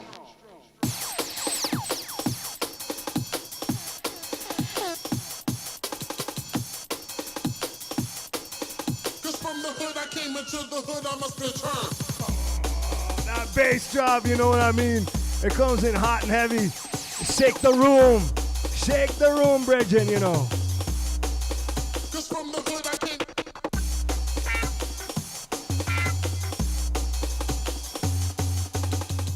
All right. Let's do the updates and let's get to some Orthodox content and all of those things in betweens. All right. Oh man, we got some exciting stuff to talk about. Really cool things. Why is Mela freaking out? Was it the track? Because I can go back to the track. I can go back to the track later. Don't worry. Okay, so the last 6 or 7 months we've been talking about a lot of things, trying to make a lot of plans, telling you guys about this and about that, and a lot of it's starting to happen. We announced last week or the week before, whatever it was, that the zine is fully complete. We do have to do a couple of touch-ups. We had an amazing meeting Saturday with Daniel and the printing person who wants to remain anonymous. God bless him. God bless his soul. God bless Daniel for all his help and his amazing work. We just to add a couple little things. There was a good suggestion made by the anonymous individual who's helping us out with the printing, who suggested we come up with a little bit of a mission statement, and it was actually really good. It was a blessing because kind of after sitting down, kind of like trying to throw down some words, put some bullet points together. Obviously, I will not be the one editing it. You guys have seen how I type things, and you don't want me typing things. But I could just ramble, and then we did that, rambled. Manny took some notes. We made some adjustments, and that was pretty helpful. So anyways, that being said, what I'm trying to get at is we're at the stage where we have actually printed a prototype and looked at it, and it was magnificent to look at. Of course, it wasn't in person because we were doing it over cameras. These things that zoomify, these things that stream and all them things. And it was awesome. It was awesome looking at it. It was incredible. It was great. I'm excited. Manny's almost done with the store. I think, are you done with the store now? Like with that part of the store? Pretty close. So we're ready to kick probably in the next couple of days. The zine will be out. Let's see. Let's show the cover. Daniel's amazing artwork. This guy is more than gifted at doing this thing. Look at that. Come on now. Tell me now that isn't sick. Big props to Daniel for this amazing cover. That's the cover of Spoon Feed, the very first volume. Will be out this week. Daniel did all that. He helped piece the zine together with us. The anonymous gentleman has been extremely helpful. He will be printing and he will be distributing it. He is Orthodox, super Orthodox, and he is. It's great. It's great to have this team. Daniel's been pumping out some other stuff I want to talk about, but I can't tell you guys just yet. He also came up with some really cool designs for the merch store stuff. As well as when will that be up, Manny? A couple days too, right? Come right at the same time? Probably around the same time. Probably at the same time. So that'll be done and ready. So that'll be hopefully this week. Let's see. The compilation. the vinyl. We're putting out vinyl. So as soon as the zine is out, as soon as the zine is like off my table, I don't have to think about it anymore.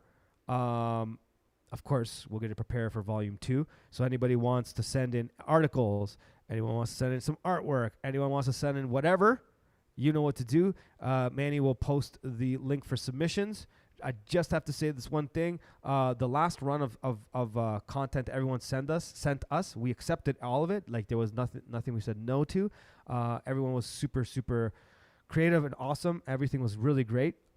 Just know that we do have a certain kind of like things that we are looking for. So at worst, we like working with people. Like it hasn't happened yet, but like let's say something isn't super awesome, just let people know and so what I'm getting at is I don't want to be faced with that situation where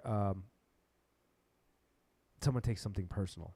That being said, we love working with people and encouraging them to do stuff. So I don't see us saying like, no, this sucks. We're not putting this in there.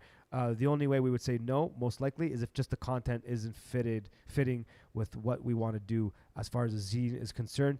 Hello, Mr. Westford. How are you, dear sir? Heads up, if you see any like weird technical difficulties, we're using a different platform, not StreamYard anymore, and it's been quite the roller coaster. But thank you for joining us, my dear brother. So back to the zine. That'll be up for sale, physical copies this week. Send us whatever you want us to include for volume 2, and let's start working on volume 2. I'm extremely happy to say, and like I mean this from the bottom of my heart, that everything in there was all you guys. All of it. All of it. All I did was the scribble black lines around the boxes. That's it. Manny threw in a couple little things. Like, what'd you throw in? Like a little poem? Oh, I threw in that stupid little poem, but that was a joke. And Manny worked hard at putting the store together, taking care of all of the back end stuff with the zine, going back and forth with the people sending in content and all that stuff. Definitely big props to Manny. He's been working a little extra hard recently, and he's getting things done. Daniel is coming up with some sick ideas. Speaking of which, compilation. Once the zine is out this week and the merch store is up this week, then I'm going full blast on 2 projects. Number one, the compilation for the record label. I want to show the record label logo right now, but Manny told me not to. Daniel has to add one little thing to the record label logo, and may I tell you, I adore that logo. If you were on the stream, the Stack stream, you saw a little bit of a preview of the logo. Okay, I got to tell you this thing. You guys want some behind the scenes story? If you guys want me to stop rambling, you just let me know, man. Just let me know, dude. Here's a back. Daniel, if you're there. Oh, he's there. Listen to this, Daniel. Listen to this. I was telling Manny this. I'm going to tell everyone this. So you guys know how I feel about Daniel's amazing work. Now, he convinced me, which doesn't happen. Like usually, if I have my mindset, it's got to be like, okay, this thing, we got to make some tweaks here. It's too much of a this or it's too much of a that.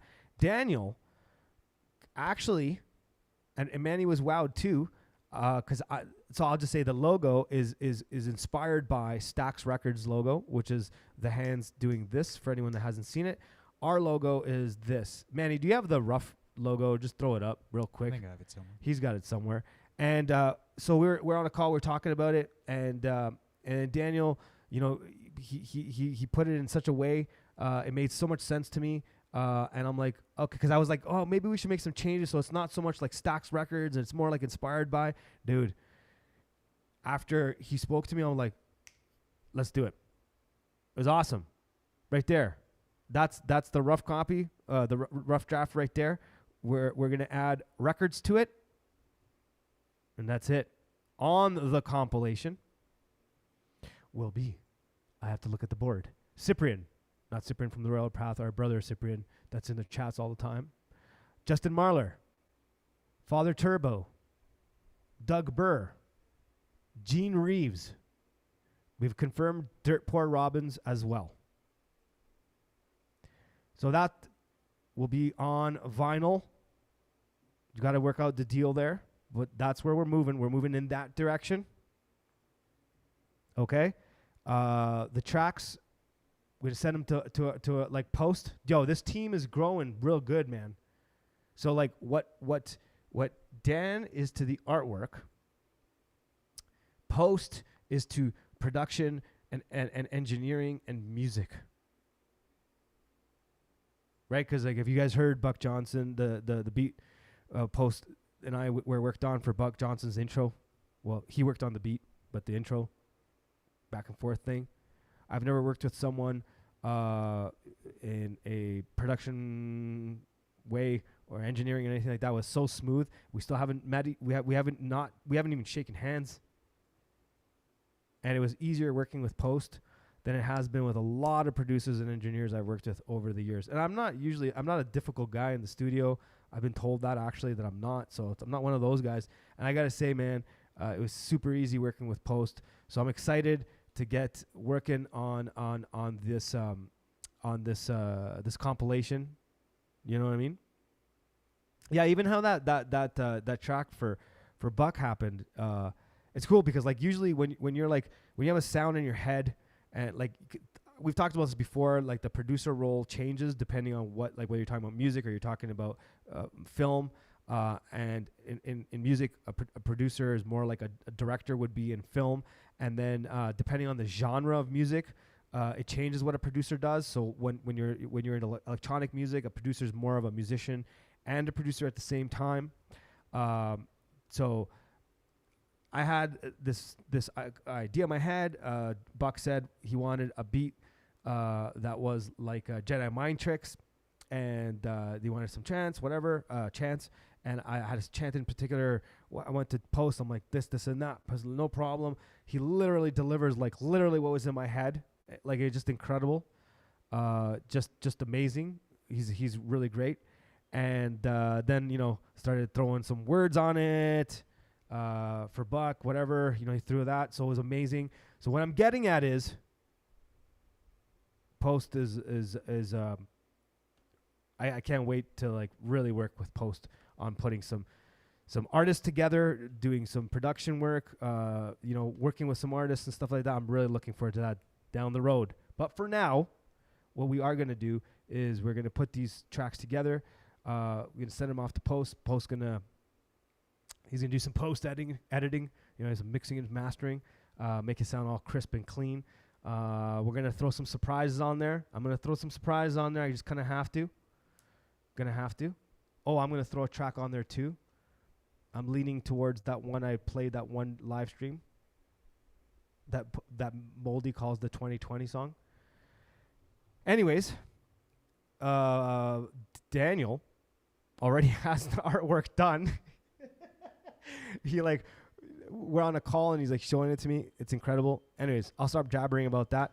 All right, let's talk about so that I'm not sure when that'll be out. That's going to be a little bit of a timely thing, mostly because of the way pressing vinyl goes. It's usually there's turnarounds, not that, but I want to have it ready for something that we're planning for the summer. God willing, please pray for us that we have good discernment and we know what we're doing. But if this works out, July. Just something might happen in July. So I want to have those ready for that in July. Bored no more. All right. So the lineup. Manny, do you have the lineup on you just in case I make a mistake? I have it by memory, but I just want to make sure that I don't miss anything because I'm juggling a lot of stuff. Okay. Here is the next Bored No More. It's been a while since we've done a Bored No More. So if anyone forgot, or anyone doesn't know what the Bored No More network stream is, what it is like back in the day, like Much Music or MTV. Again, Much Music's the Canadian version of MTV, which was way better, not because it's Canadian, but like because go watch old Much Music. It was like really awesome. Even Americans would say it for sure. The point is, it was like back in those days where it's like you just turn on a stream and then it's like one awesome show after the other. So here's the awesome stream. Okay, we don't know the order of who's going first exactly because we're gonna have to move a couple of things around. You guys ready for this? Posh, Remember that guy? Redneck Posh. Redneck Posh. The subject's going to be interesting. I'm not going to tell you guys the subject yet. Redneck Posh. Father Turbo. Got Father Turbo. Had a good conversation the last little while, but anyways, I'll leave that to that day. So Father Turbo. So Redneck Posh. Father Turbo. Then, again, maybe not exactly in this order, Mela and the real John Connor.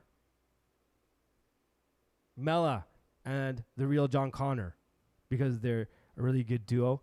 I've been watching their streams. I like the flow. I like the subject matter. I like the back and forth.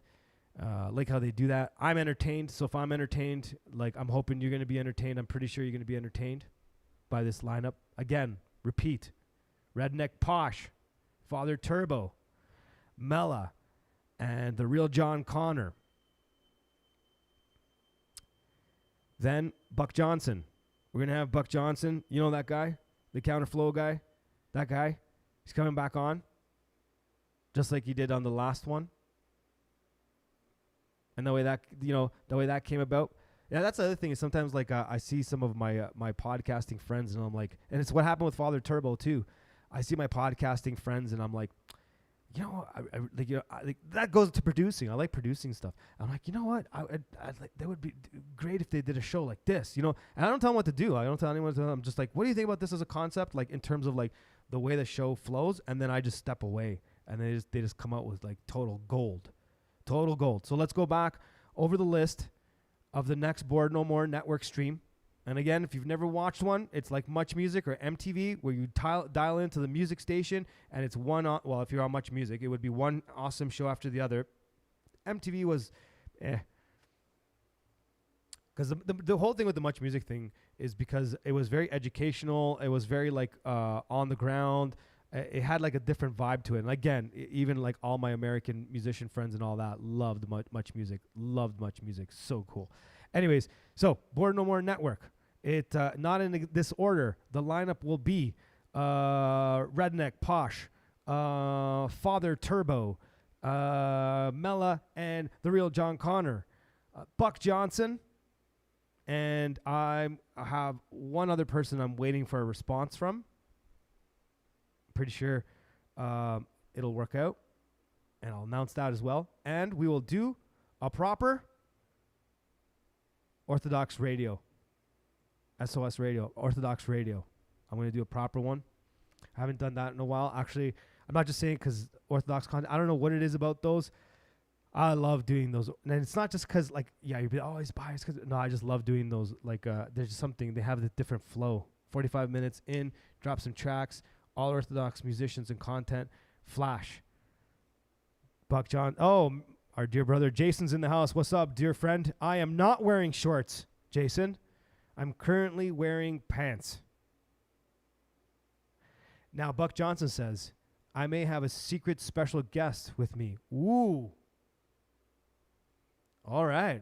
I like to get surprised too, man. Let's do this. I like this. I'm excited for this one.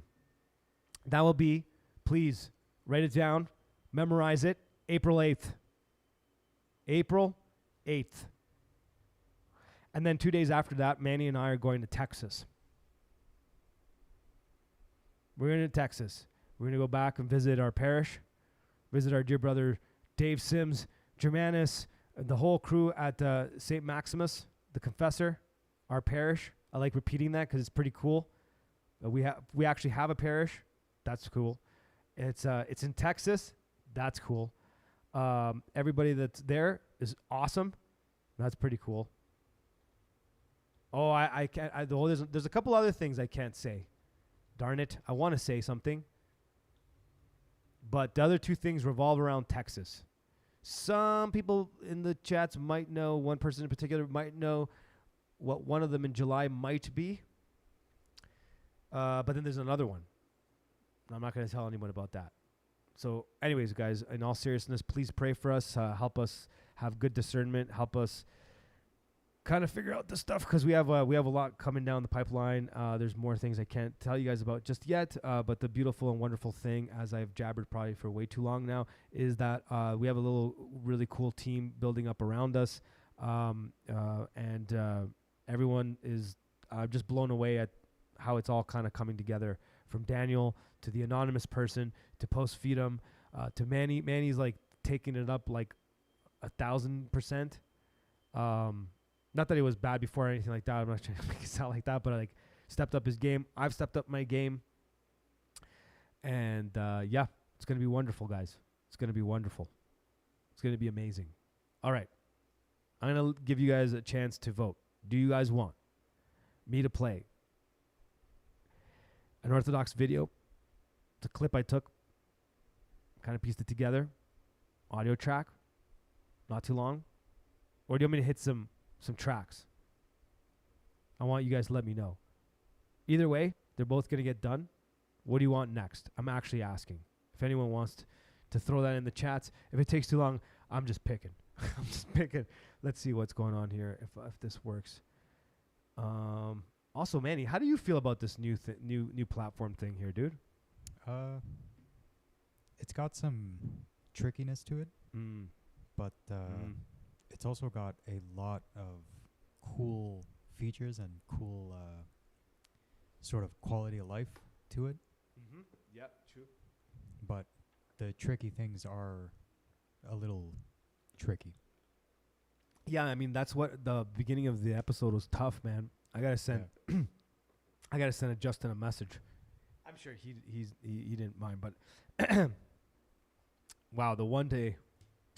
And it's like I pieced it all together. It's okay. I'm gonna do a really good edit of that and put it all together. All right, some tracks. Let's play. Is that what was that the vote? Oh wait. I see.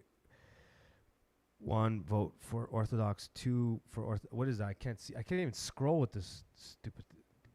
1, 2. I think the Orthodox takes it. All right. I saw 1 tracks. Right? Is that right, Manny? Yeah. One vote for tracks, and everyone else voted for Orthodox video. Okay, we will come back with Orthodox tracks after the video. Just give me a second to find it. Man, I wish I could just go back and start the show from the beginning. Should I play the clip? No. What clip? Oh yeah, okay. No. Play it after this. I forgot about the clip, but thank you for reminding me. All right, here we go. The Bored No More Network. Well, definitely in terms of cutting off the passions. See, he was, as I said, he was always in this watchful state. He was serious. I mean, he took his monastic life seriously. He was a dedicated monk. He was a true monk. You know, he took his monastic calling seriously. In fact, he was an Orthodox Christian, and he talked frequently about the struggle that the Christian life entails. You know, and he talked about in our modern American society, we don't like struggle. We called our modern American society pampered, a self-worshiping generation, of the me generation. And he said he realized that we have to fight against that in ourselves, this state of always wanting to pamper ourselves, to gratify our egos, and so on. And so he was always in that state of putting himself to death, putting the fallen man to death, putting to death the old man, so that Christ could live in him. The philosophy of the 20th century is nihilism, quoting from Nietzsche. And the other side of nihilism is chiliasm, which is a belief of, since there's no God and there's no heaven, let's make the kingdom of God on this earth. And that's where this whole pampered, self-worshipping generation comes out of. And he says that we have to realize that that's in ourselves. We have this nihilism in ourselves. We have this unbelief in ourselves. Go ahead, Manny. I'm going to say it on air because my people will like hearing this. We spoon bombed you on Instagram where there's a bunch of spoons in your comment boxes. Explain to me what that means. I saw those and I was like, what is happening here? What is this? Yeah. Cyprian, that was a great episode, man. I really enjoyed that one. That was hilarious. That was fun. All right. Let's get some Orthodox content going. The good old Jim Bob. Mr. Jim Bob. The very old Mr. Bob, Jim Bob. It was early in the evening, and I'm yelling to the sky. I swear I seen the second sun on, telling you no lie. Like a pair of burning eyes staring at me from afar. Thought I'd chase them down, so I hopped on in my car. And as I turned the key, I looked and they were gone. Don't know what I seen, but something's going on. You can't lie to me. I got eyes to see. You're playing hide and seek with my mind. Well, you can call me crazy anytime.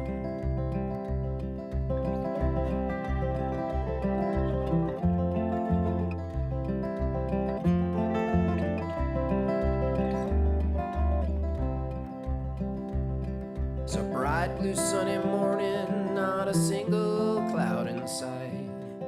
Ground zero's calling for a non-existent flight. Like a double game of Jenga, they came tumbling to the floor.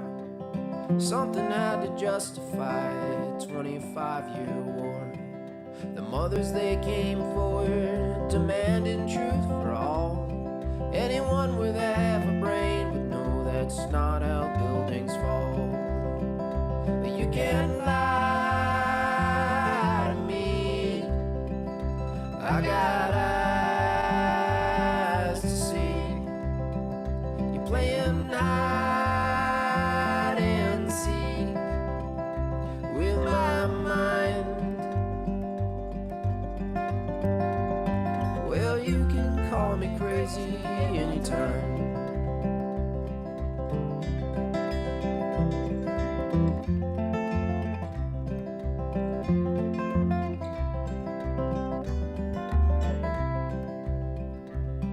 It was 1969 and we're gathered round the tube. Jackie's dead after he said we're going to the moon.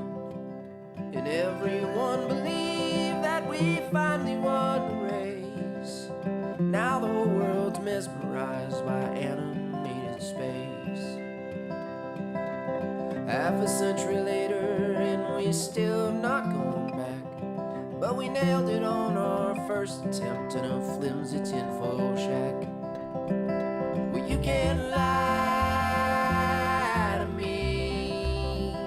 I got eyes to see. You're playing hide and seek with my mind. Well, you can call me crazy anytime.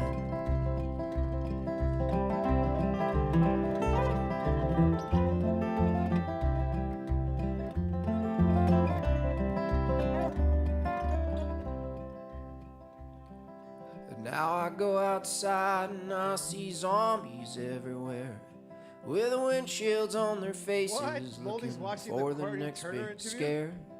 And all their little screens tell them they are close to harm. Big Pharma says no worries, just let us in your arm. But I don't know about you, I'm keeping my veins clean. I will not be an extra in your one world movie scene. Well, you can lie to me. I got eyes. Good night, Mela. Thanks for your help, Mela.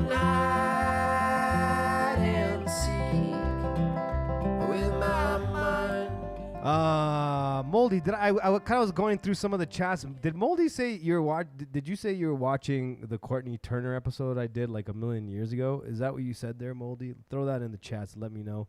Mela, have a very good night. Enjoy your evening, and thank you for helping us out. Yeah, that's weird. If or not weird that you watch. I still like talking about that kind of stuff. What I talked about with Courtney on that episode. We were talking about Tavistock Institute and things like that. In that one, that's weird because I was like scrolling through, and I was like 2 hours ago. Moldy said that, so we've been rolling for 2 hours. Yeah, that was like a while ago. Yes, Mano. I was watching for the stream to start. Oh no, I'm not saying like, are you watching while you're? I didn't mean it that way. No, yeah, I forgot about that episode. Yeah, that was a long time ago.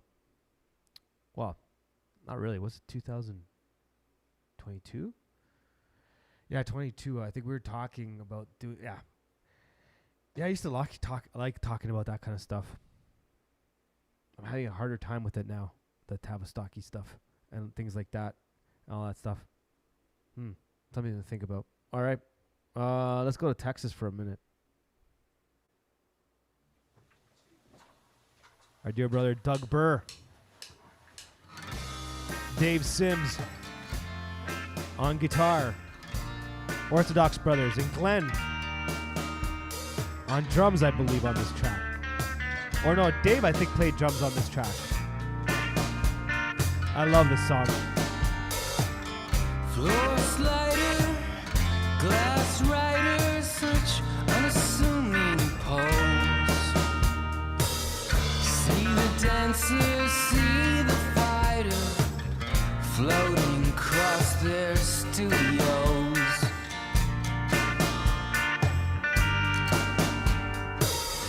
At my first dance, I felt the wind lift me up on the air. Downward explosion of charm upon charm that would lay my rivals bare.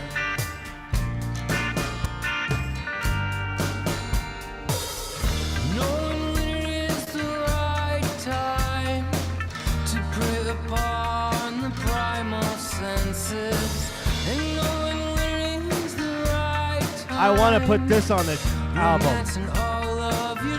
I gotta convince him. Though you try, you can't understand it. It's a scorchless fire. See the dancer, see the dancer. Is it the dancer or the fighter? Is it the dancer or the fighter?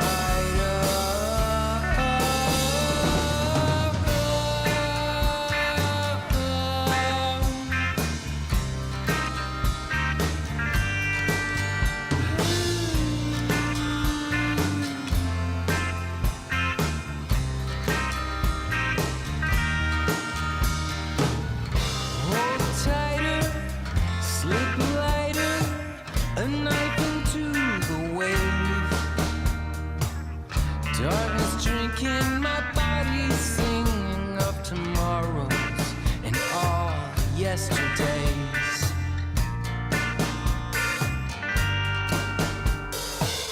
Thrash of roses, jealous beauty knows what lay before her eyes. Come Fred Astaire through electric fences, agents of obscure enterprise.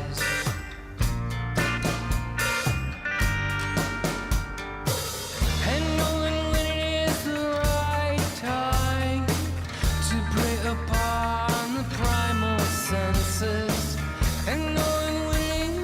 right time, romancing all of your dark defenses. Though you try, you can't understand it. It's a scorchless fire. See the dancer, see the dancer. Is it the dancer or the fighter? Is it the dancer? Okay, so hopefully I'll be able to get that on the compilation. If you're just tuning in, we were putting that out soon. Hope. Long story behind that. Like, it's not that they won't. It's just I think it is an unreleased track, and they're trying to tell me it's too. Well, I think it's mixed perfect. I like the grittiness of it, and I don't really hear it as gritty. I think I'm gonna get them to just finish it off. Probably send it down. I think it's good the way it is, just a small little change, and then I would say send it off to post, throw it on the compilation, get things going. All right. So our dear friend Daniel reached out to me and sent me he introduced me to a musician that I was chatting with a bit yesterday. Is it yesterday or today? Oh my! All the days are kind of like melting in to like one. So he introduced me to this musician. I was following him already on Instagram, but it's like one of those things where you follow like a bajillion people, and it just so happens we were talking the other day, and he's telling me he streams too, and I'm like, oh yeah, I think I've seen your streams, man. And he makes like beats live as he's live streaming and all that stuff, and so I was like, oh right, Daniel's mentioned him before, so I went back and I started listening to some of his beats, and I gotta say they're pretty sick, man, pretty awesome. So we've now got another Orthodox musician to play, to spin. If I mess up your name, dear brother, please don't get bothered or offended. I suck at reading things and all that stuff. It's a well-known fact. If you watch the show, Daniel could tell you. Right? Since I was a kid, it's been the case. And yes, Daniel, it's Keenan. Am I saying that properly? Keenan. And I like, not only did I start liking his beats, I started like singing to them. I'm not going to be doing that now. But like, you know? Sick.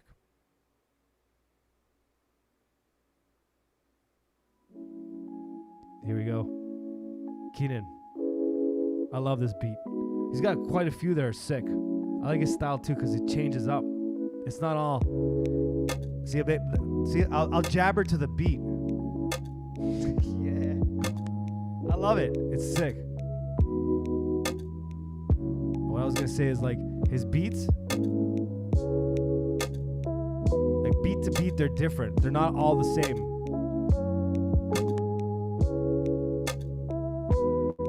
Like that clack, that click,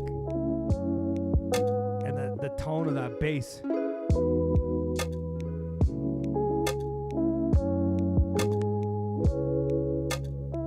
It's sick.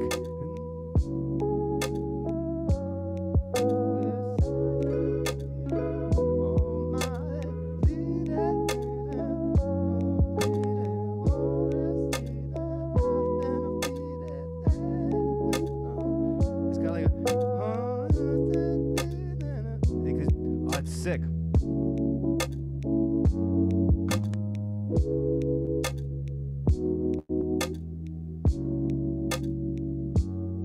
That clack noise? Yeah, post it again. Well, I'm at the point where I'm trying to ingest it, you know what I'm saying?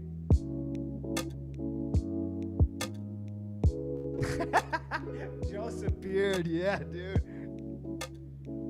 Oh man, I think I'm gonna like grab some of those beats and I'm gonna do like those tracks things that I do every once in a while.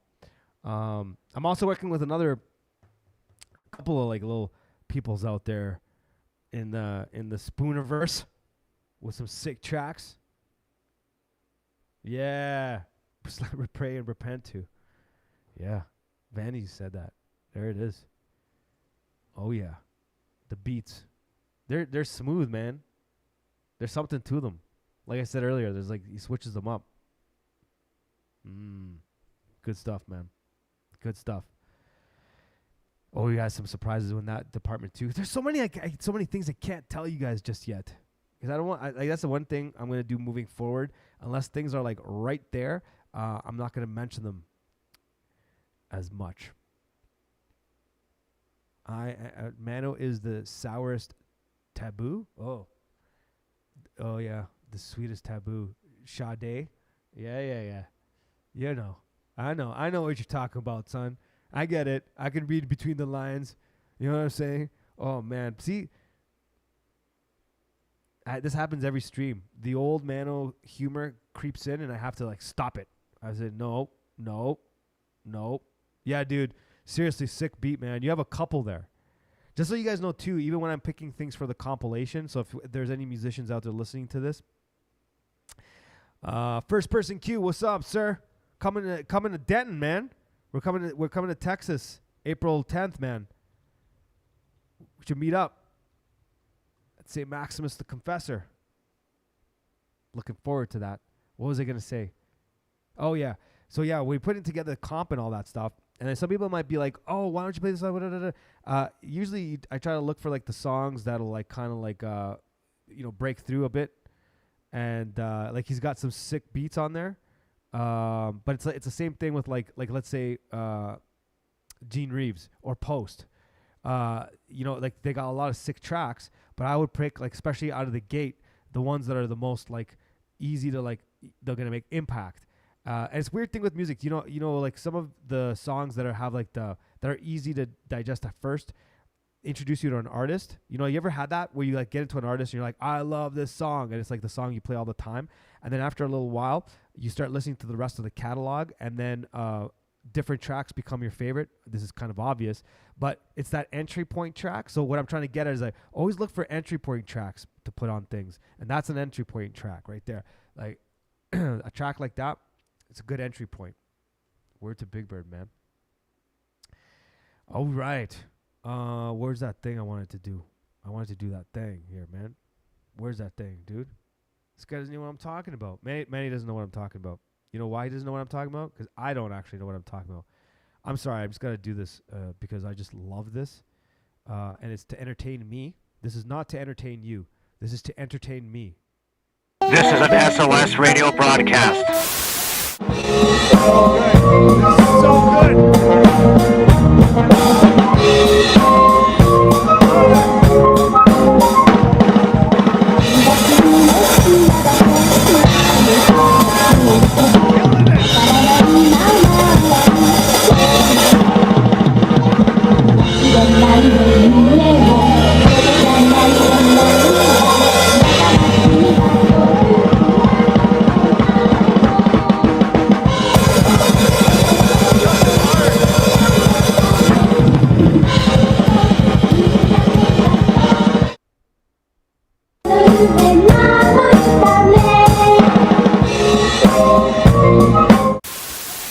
Just like that, things happen.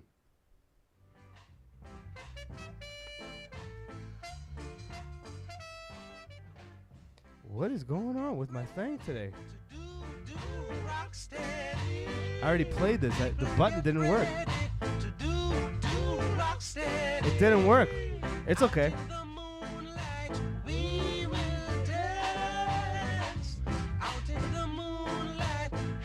I'm going to move real quick from track to track real quick. Let's do this. And we'll get back to some Orthodox content. Waiting for someone to love me the way that I love you. Yeah, man. People get ready. I gotta get it. Do rock steady. People get ready. Do rock steady.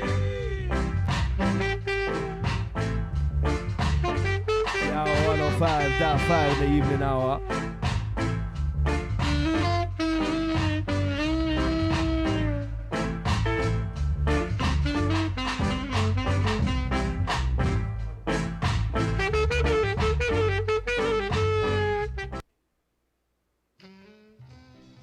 What is going on today? Wow.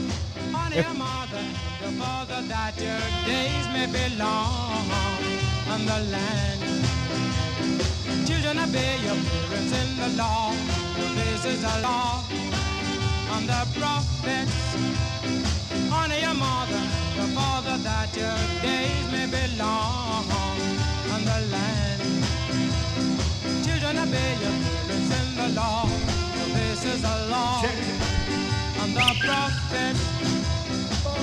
Love your parents as how you love yourself. Do unto others as they would do to you. Honor your mother and your father, that your days may be long on the land. Children, obey your parents in the law. This is the law on the prophets. All right, guys. I don't know how much longer we're gonna go. I don't know what's going on today.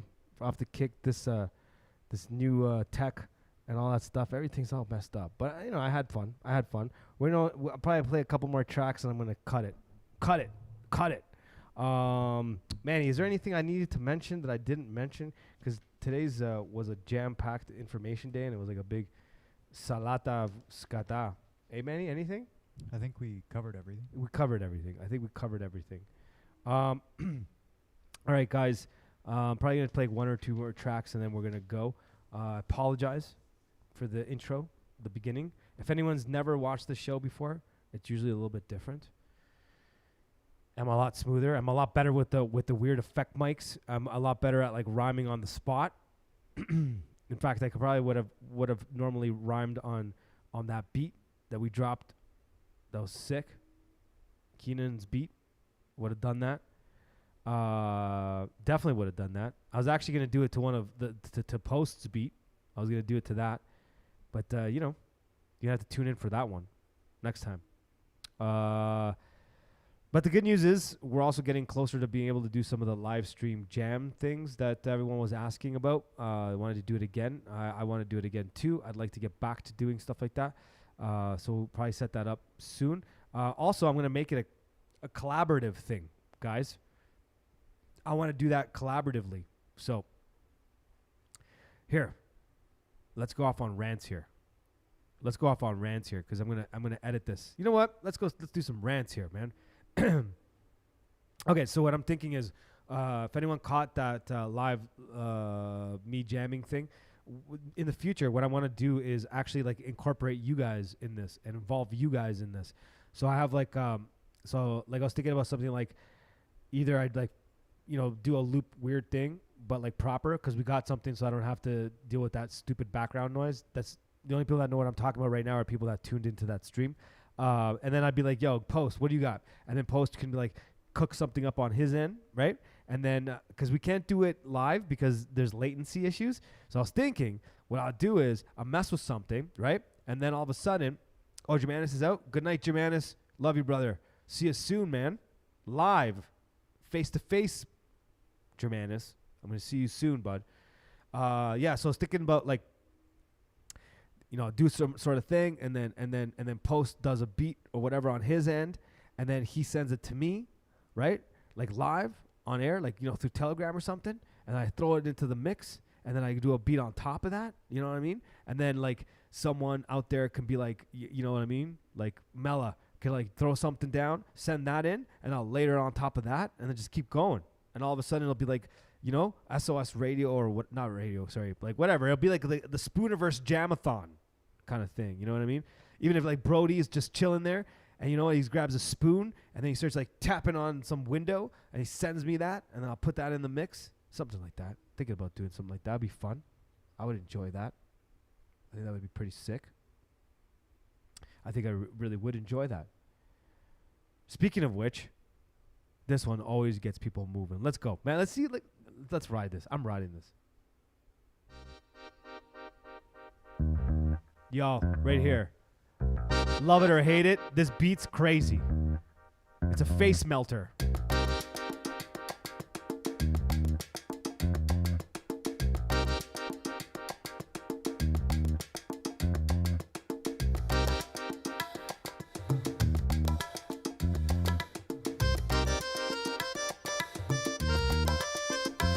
And then it drops just like that, man. Ready? Let's go.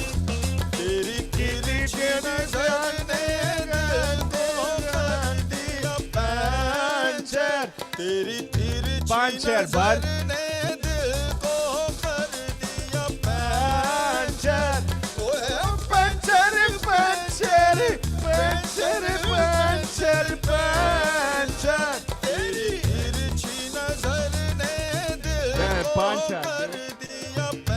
Pancher, bud.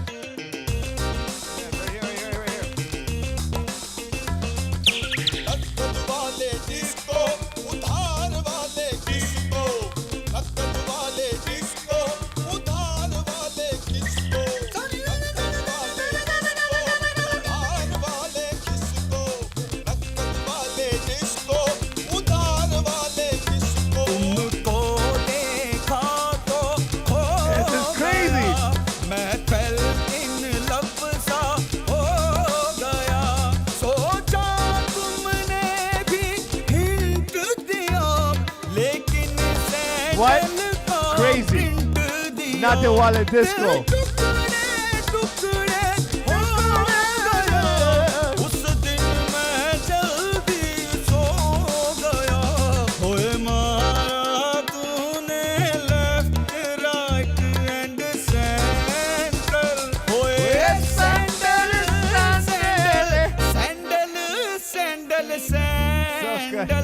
तेरी चलने दिल को कर लिया puncture उधार नकद disco disco disco disco disco disco disco disco disco disco disco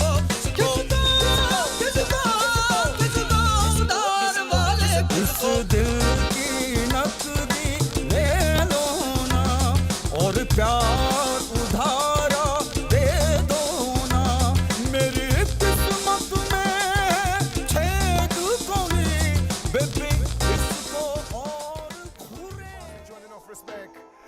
every aspect. I'm not give thanks and praise to the Most High every time. Okay, you know, so without Jah we couldn't do this. I will look at him and tell him so. Hey, song bada bada bang bang bang bang badang badang bang get a ding ribbit badang bang bang bang badang badang bang ribbit badang dang dang dang dang dang badang badang badang badang badang badang bang bang bang bang. Hey, had a buddha bang sit down, sitting, sing a ding dang, dig it dang. Jah bliss, Jah bliss, Jah bliss, Jah bliss. Oh, but they not the east, the south and the west. Jah bliss, Jah bliss, Jah bliss. We say we're too blessed, mistress. Jah give me the power, so we rise back again. We blaze back the fire and we light back. We flame lion heart, we are lion star. We too wild for tame Babylon, release the chain, but still I try use them brain. The blessings from Jah we have to obtain through the trial and tribulation. We still a maintain, keep a positive vibe, even when the vibes change. That's why love are where we get when we step off the plane. Jah bliss, Jah bliss, Jah bliss. Go ahead, they're all your pals. All right, here goes.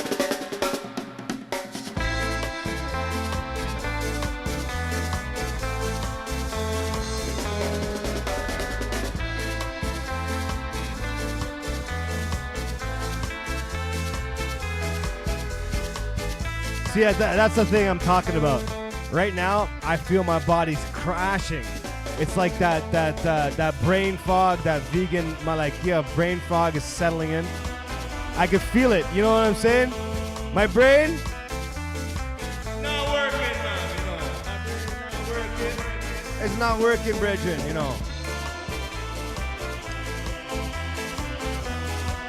You know, my brain. It's not working. My brain not working, brethren. It's not alright.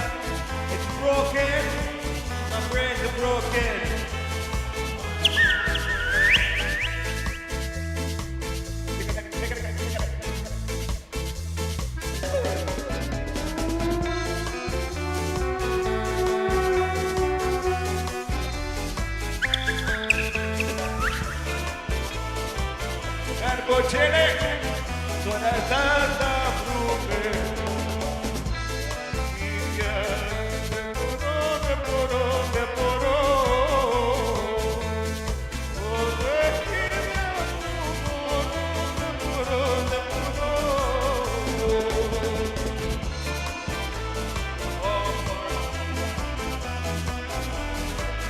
All right, man. The brain fog is kicking in large. It's not working. My brain's not working. All right, boys and girls, we're gonna call it a night. Thank you guys for joining us today. I really appreciate it. I hope the first hour wasn't too shang-a-langa. Definitely the conversation with Justin was awesome, incredible. I'm gonna take this down, and what I'm gonna do is I'm gonna jump on it right first thing in the morning. You know, I'm gonna mix it all up. I'm gonna chop it up. I'm gonna fix some ups, and I'm gonna drop it a little bit different because there were some nice little golden nuggets in here too. All right, brothers and sisters, I hope you have a great night. See, my brain's not working. Stay tuned. There's gonna be a lot of updates and stuff. The zine and all that. See, I can't even talk, man. It's crazy. The zine and all that stuff. that's happening, and yeah, we're working hard on this end, and struggle well. We're almost there. It has been a blessed Lent for sure. Learned a lot already. All right, have a good night. See, my brain just like it hits a certain wall. It's so weird, guys. I don't know. Does anyone else? Does that happen to you guys, or is it just us? It's funny because like no, and God bless you guys like the suggestions for fats, but I'm like I'm eating all that like all the time. Like you have no idea how many avocados and walnuts and pecans and like whatever you could think of, you know. And I'm yeah. And it's not bad during the day. It's great. It's fine. It's just that it just hit a time. My brain's like, nope, we're done. That's it. Just turn off. That's it. We're finished. And that's exactly where we're at. All right, guys. Have a good night, and we will catch you on the flip side. Word to Big Bird, man. Love you guys.